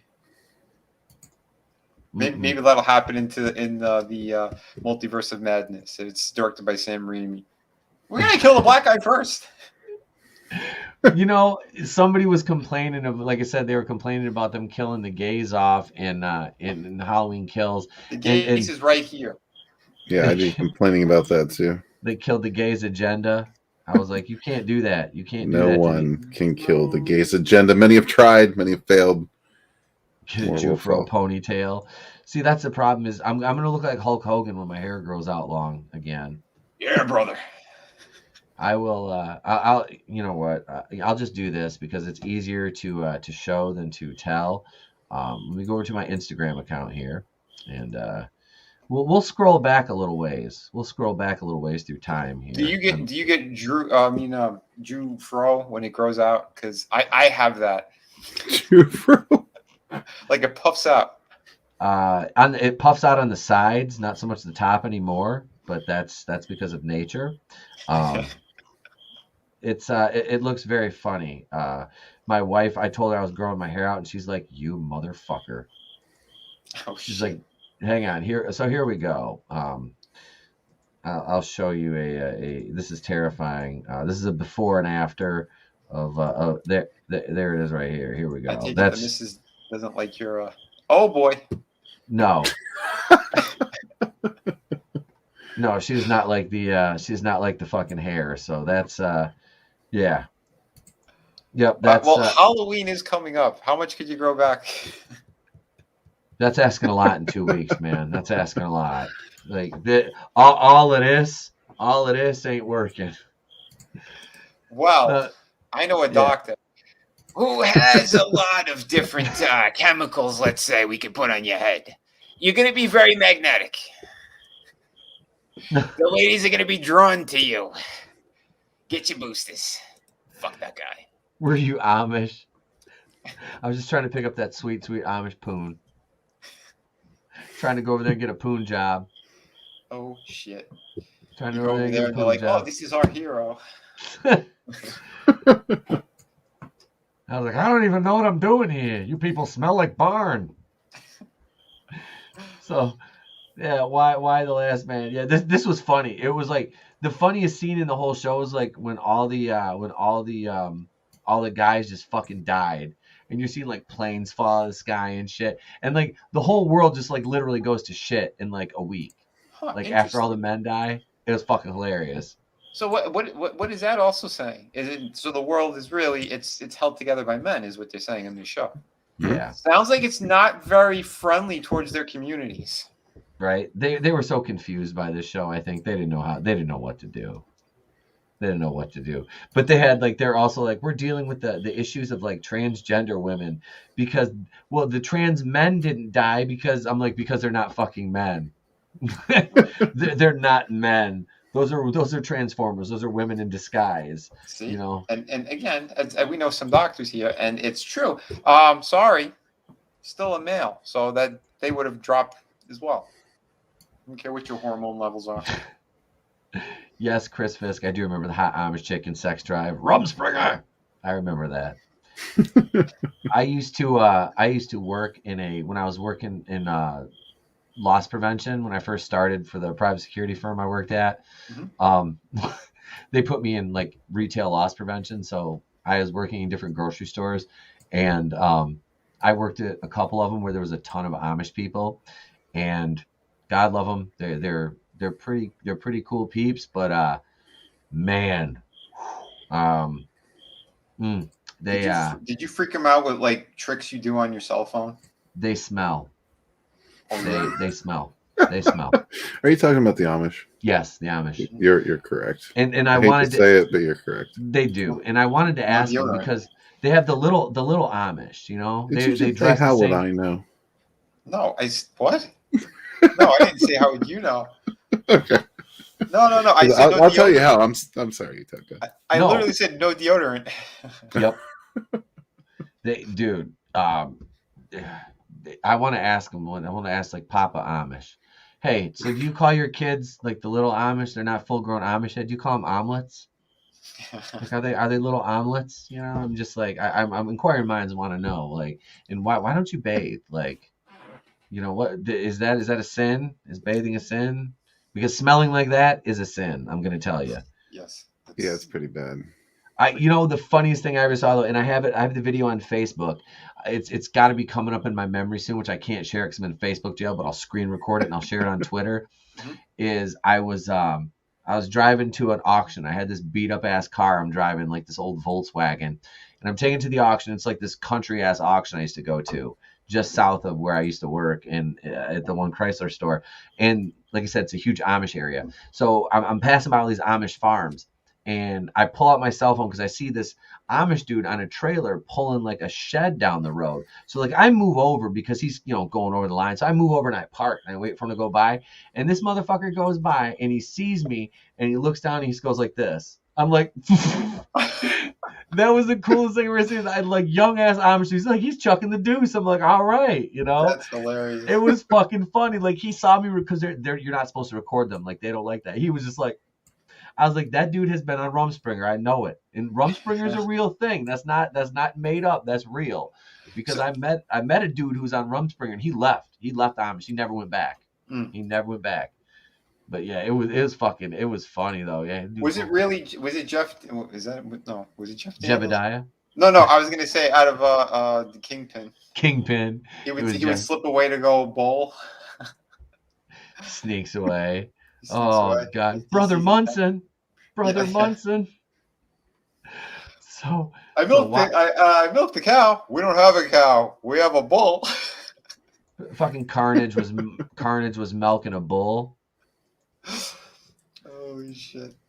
I still think they should have had Juliette Lewis play Shriek instead of Naomi Harris is her name. That would have been great to reunite Mickey and Mallory. Just saying. Would have Just worked. saying. Would have It worked. would, Would have been fuck great. yeah, it would have. Our last story of the night: Disney delays 6 MCU release dates, removes 2 Marvel movies from the slate. Wah, wah, wah. Oh, how sad. How Well, sad. it sounds like the dailies came in, and maybe Chavez isn't doing her job, or Miss Marvel isn't stretchy enough for the Yeah. for the audience. Female Stretch Armstrong.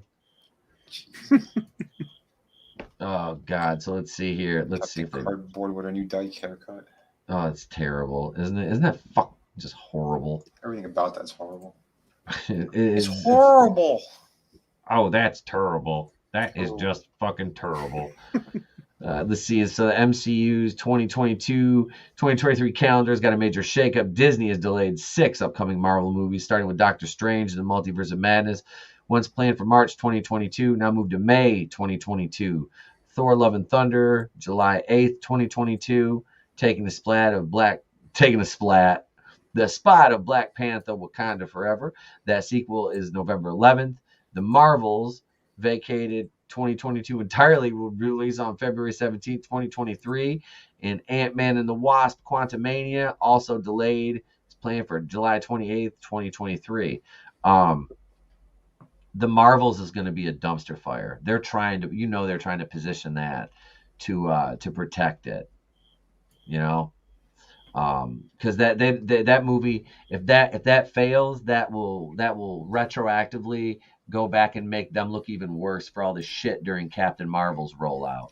Of course, which is pretty difficult. How could you go from a billion-dollar franchise to garbage? They're not pulling in anything. Yeah, they're going to show their hand. Oh yeah. Plus, they don't have 2 Avengers movies to sandwich it in between like they did last time. Right. God, that is just fucking ridiculous. I'm gonna have to screen share one more thing after this that Tony sent me. Who let's see here. In Marvel, 2 untitled movies in 2023 have been pulled from the calendar. One has been rescheduled for November 3rd, 2023. It was previously slated for a week after on the 10th. The 2 untitled MCU movies that were pulled for July 28th and October 6th. These massive delays are due to production concerns, not box office, which makes, when considering Shang Burns One IP and The Legend of the Ten Nuva Rings has become the highest grossing movie of 2021 to this point in the year. Disney also adjusted the release dates for Indiana Jones 5, an untitled live-action movie, and a 20th Century picture, but Marvel got the biggest changes due to the MCU's interconnected nature. So they didn't say anything about the Disney Plus shows, just the movies. And the only MCU movie to come out of this unscathed beyond the 2 remaining for this year is Guardians 3, which remains poised to debut in May of 2023. Which that movie is so far off the I don't even care. So are they not releasing anything the rest of this year now? Well, you got Spider-Man, right? Yeah, Spider-Man.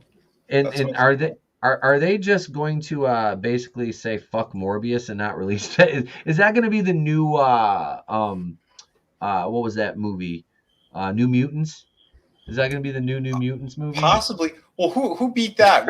I thought it was actually Black Widow that beat that, right? They got bumped so many times.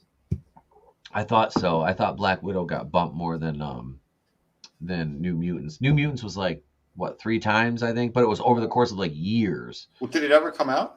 Yeah, New Mutants released in I saw it in the theater when it opened. It was like was it last year? Right before they shut all the theaters down or some shit like that. It wasn't terrible. It wasn't great. Like, I don't know.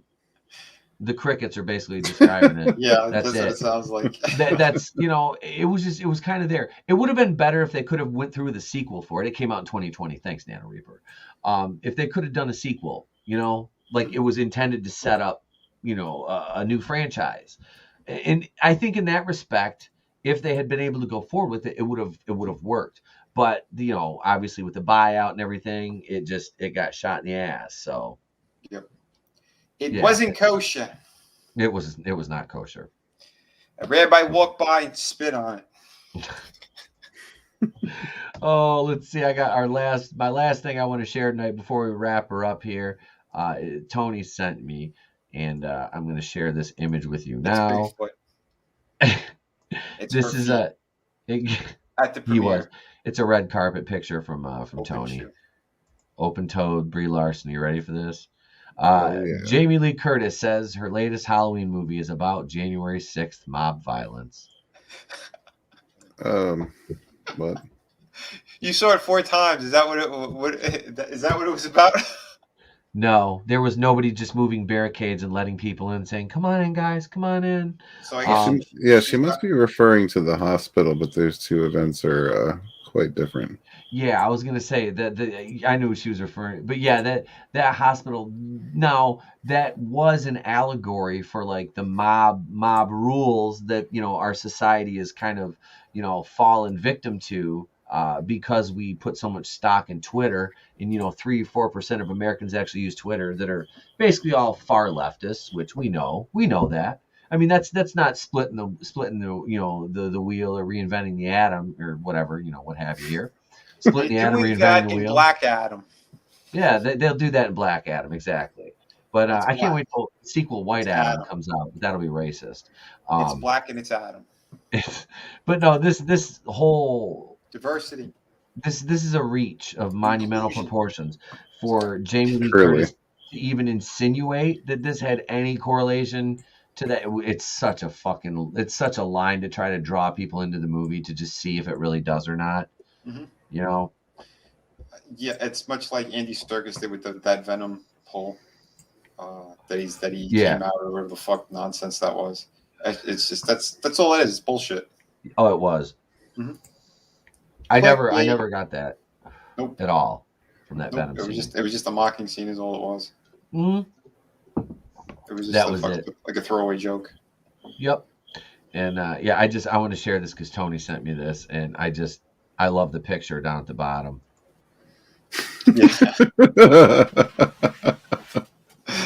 Oh shit. With the fucking Michael Myers carrying out. I wish that would have happened at the end of this movie. That would have been so much better. Instead, it was Karen versus Michael, the manager. I was like, the fucking Caranos has met her match. She's met her match. She was quite a Karen, wasn't she? She was. You're going to have to tell me off air. Oh, I will. Now I'm curious. Well, I mean, she was even more of a Karen in the first one.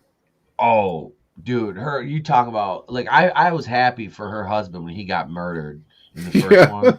I was like, this poor man is not going to have to listen to her yapping ass fucking mouth anymore. I'm like, good for you, bro. Good for you getting murdered and folded in half. I was like, folded in half? Oh, yeah, Michael folded him in half and shoved him in the fucking closet in the 2018 one. Take that, Ray, you ineffectual bitch. Oh, yeah. Ray was a cook. Ray bought Curran's boyfriend Nikes while he plowed her, and he wept softly in the corner and fapped. While the New York Knicks plowed Caranos.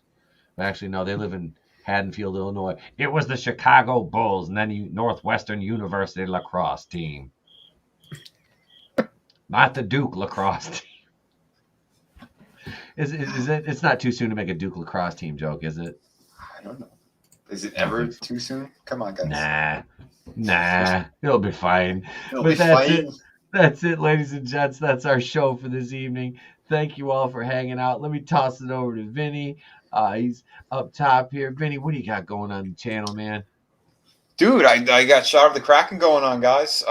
Literally, I'm doing another ink time lapse right now. I got to put the other ones together still, but yeah, I'm getting a couple of them done as I'm working on these pages. So Shot of the Kraken, it's coming to you soon, guys.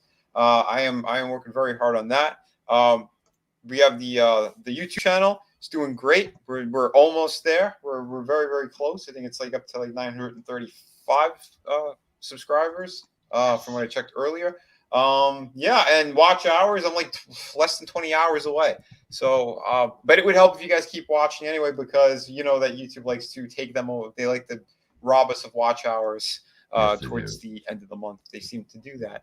But yeah, I have more content coming up as well. We got the toy reviews. I just reviewed NECA Universal Monster Frankenstein, Boris Karloff. That thing is absolutely amazing. If you guys see it, go snatch it up. If you're on the fence, go take a look at my video. I break it down. I give you all the pros and cons about it, but really there's almost like no cons. That figure is glorious. One of the best ones I've seen in a long time. So definitely check out all that great stuff. I'm going to be doing more live streams.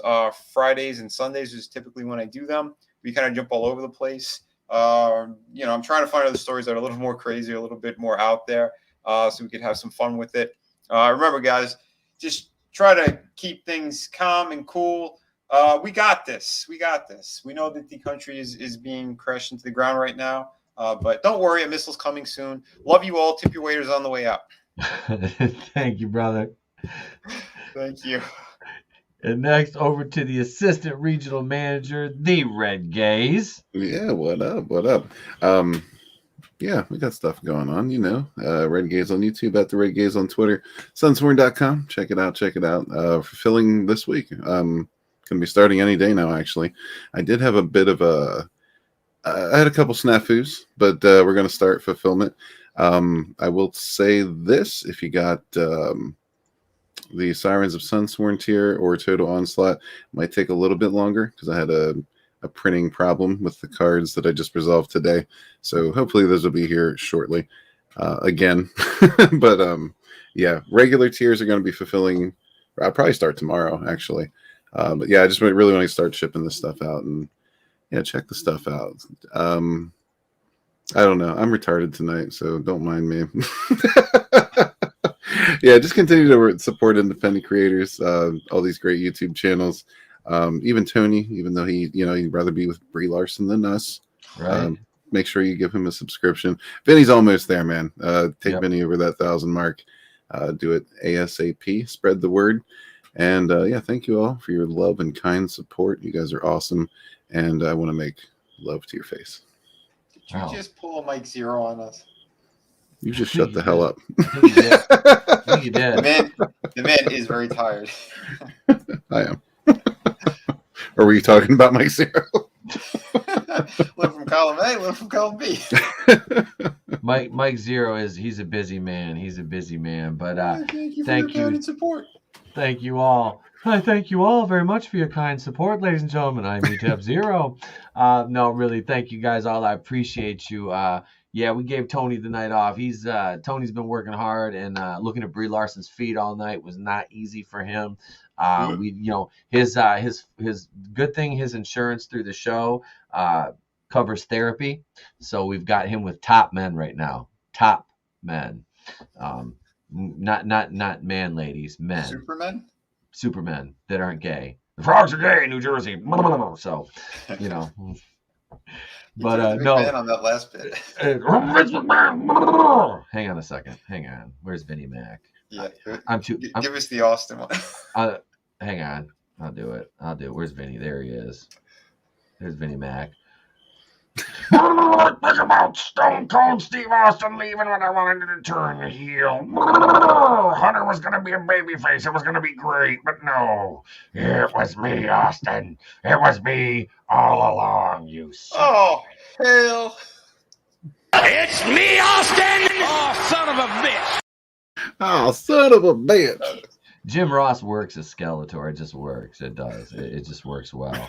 It works well. But no, seriously, folks, this logo coming soon on the Teespring shirt. Like I said, yeah, on the back, it's going to say, no protection needed for that. And we'll have the Wokuian like an Egyptian, courtesy of Red Gaze's wit and wisdom right there. That's going to be a great fucking shirt. Yeah, and so much more coming up over there on the merch store on Teespring. So yeah, we've got, we've sold a couple, and I'm not really going out of my way to push the shirts or anything. It's like they're there. If you want to buy one, cool. If not, that's cool too. I don't care. Just watch the show and enjoy. That's what I want. And thank you, everybody. Around your ankles. Oh, sorry. That too. Fuck it. We're fine with that. Keely Chow, Nano Reaper, Brutal Morningwood, Top Men, not to be confused with Bottom Men. That's right. That's Superman. He's now a power bottom. Chris Fisk, another monster, Parrot Head. Let's see who else. We have Frankie Knows Manliness and Motivation. What About was up in here. Tony was here early, from the Clown World Review. My brother Tony, Glinzer up in the house. Let's see who else we have here. I'm still looking. We have Parrot Head. I think I said that earlier. Who was Salvador was up in the house. Small Time.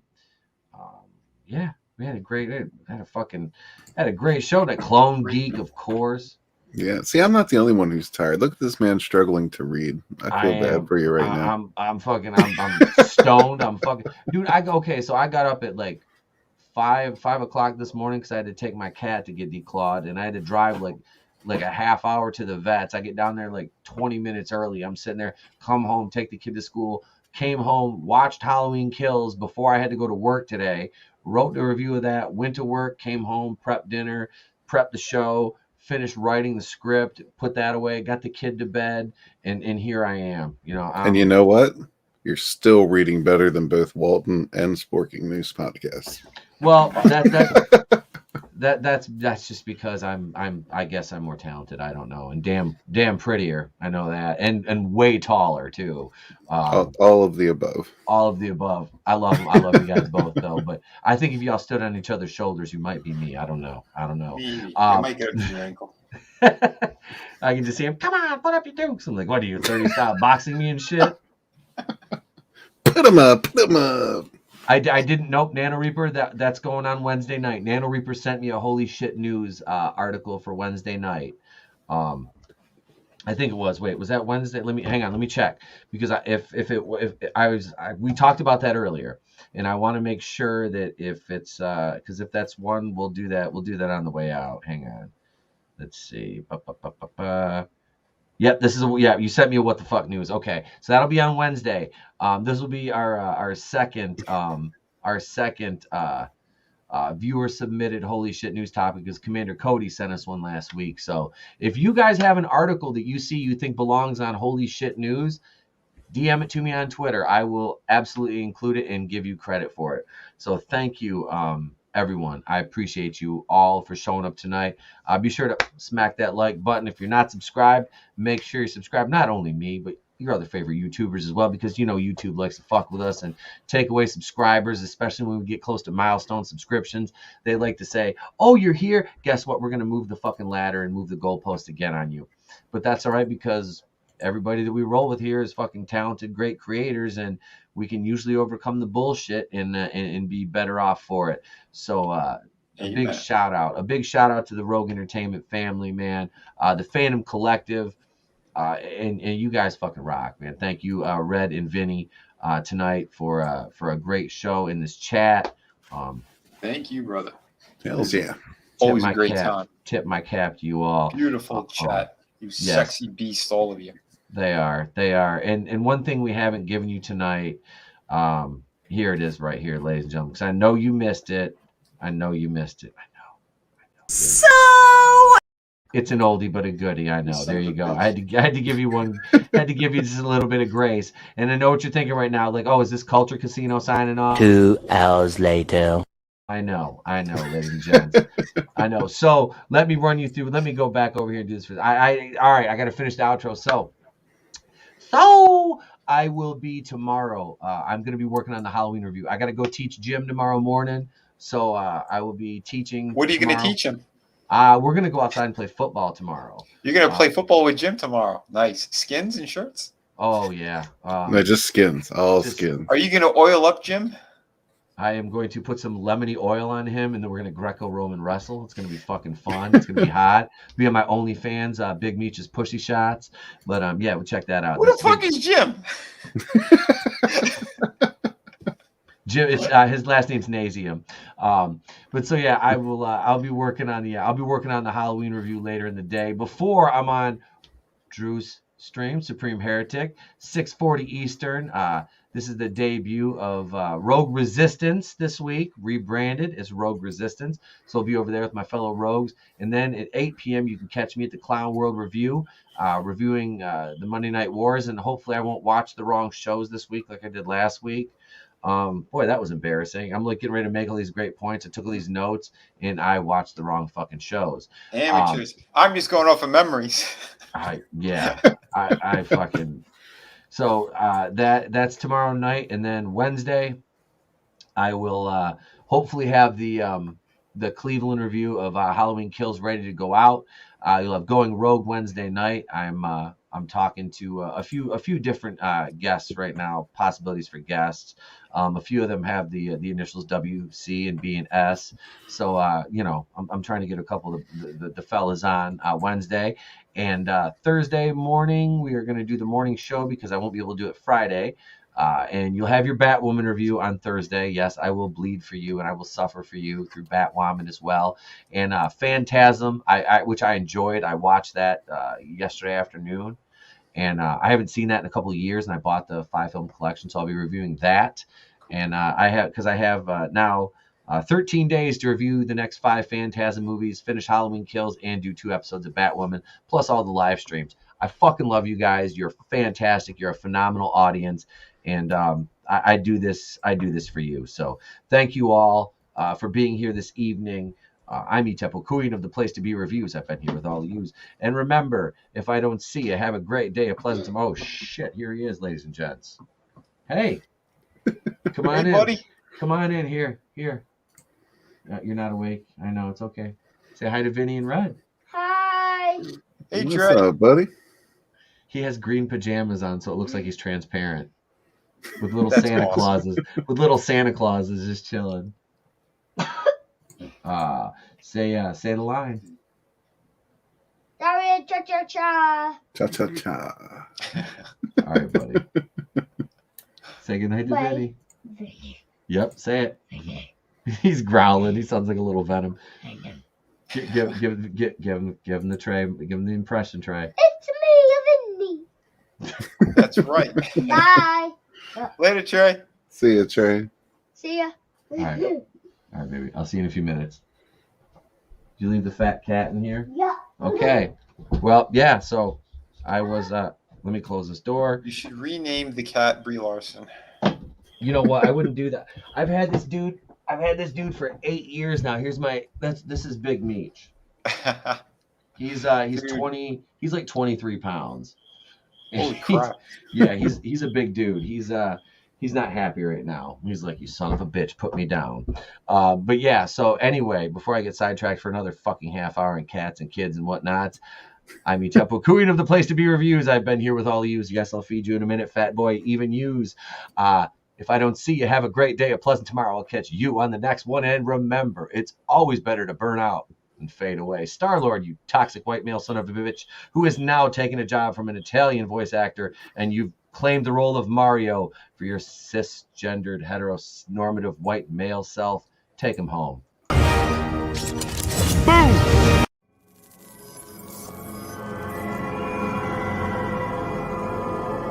.com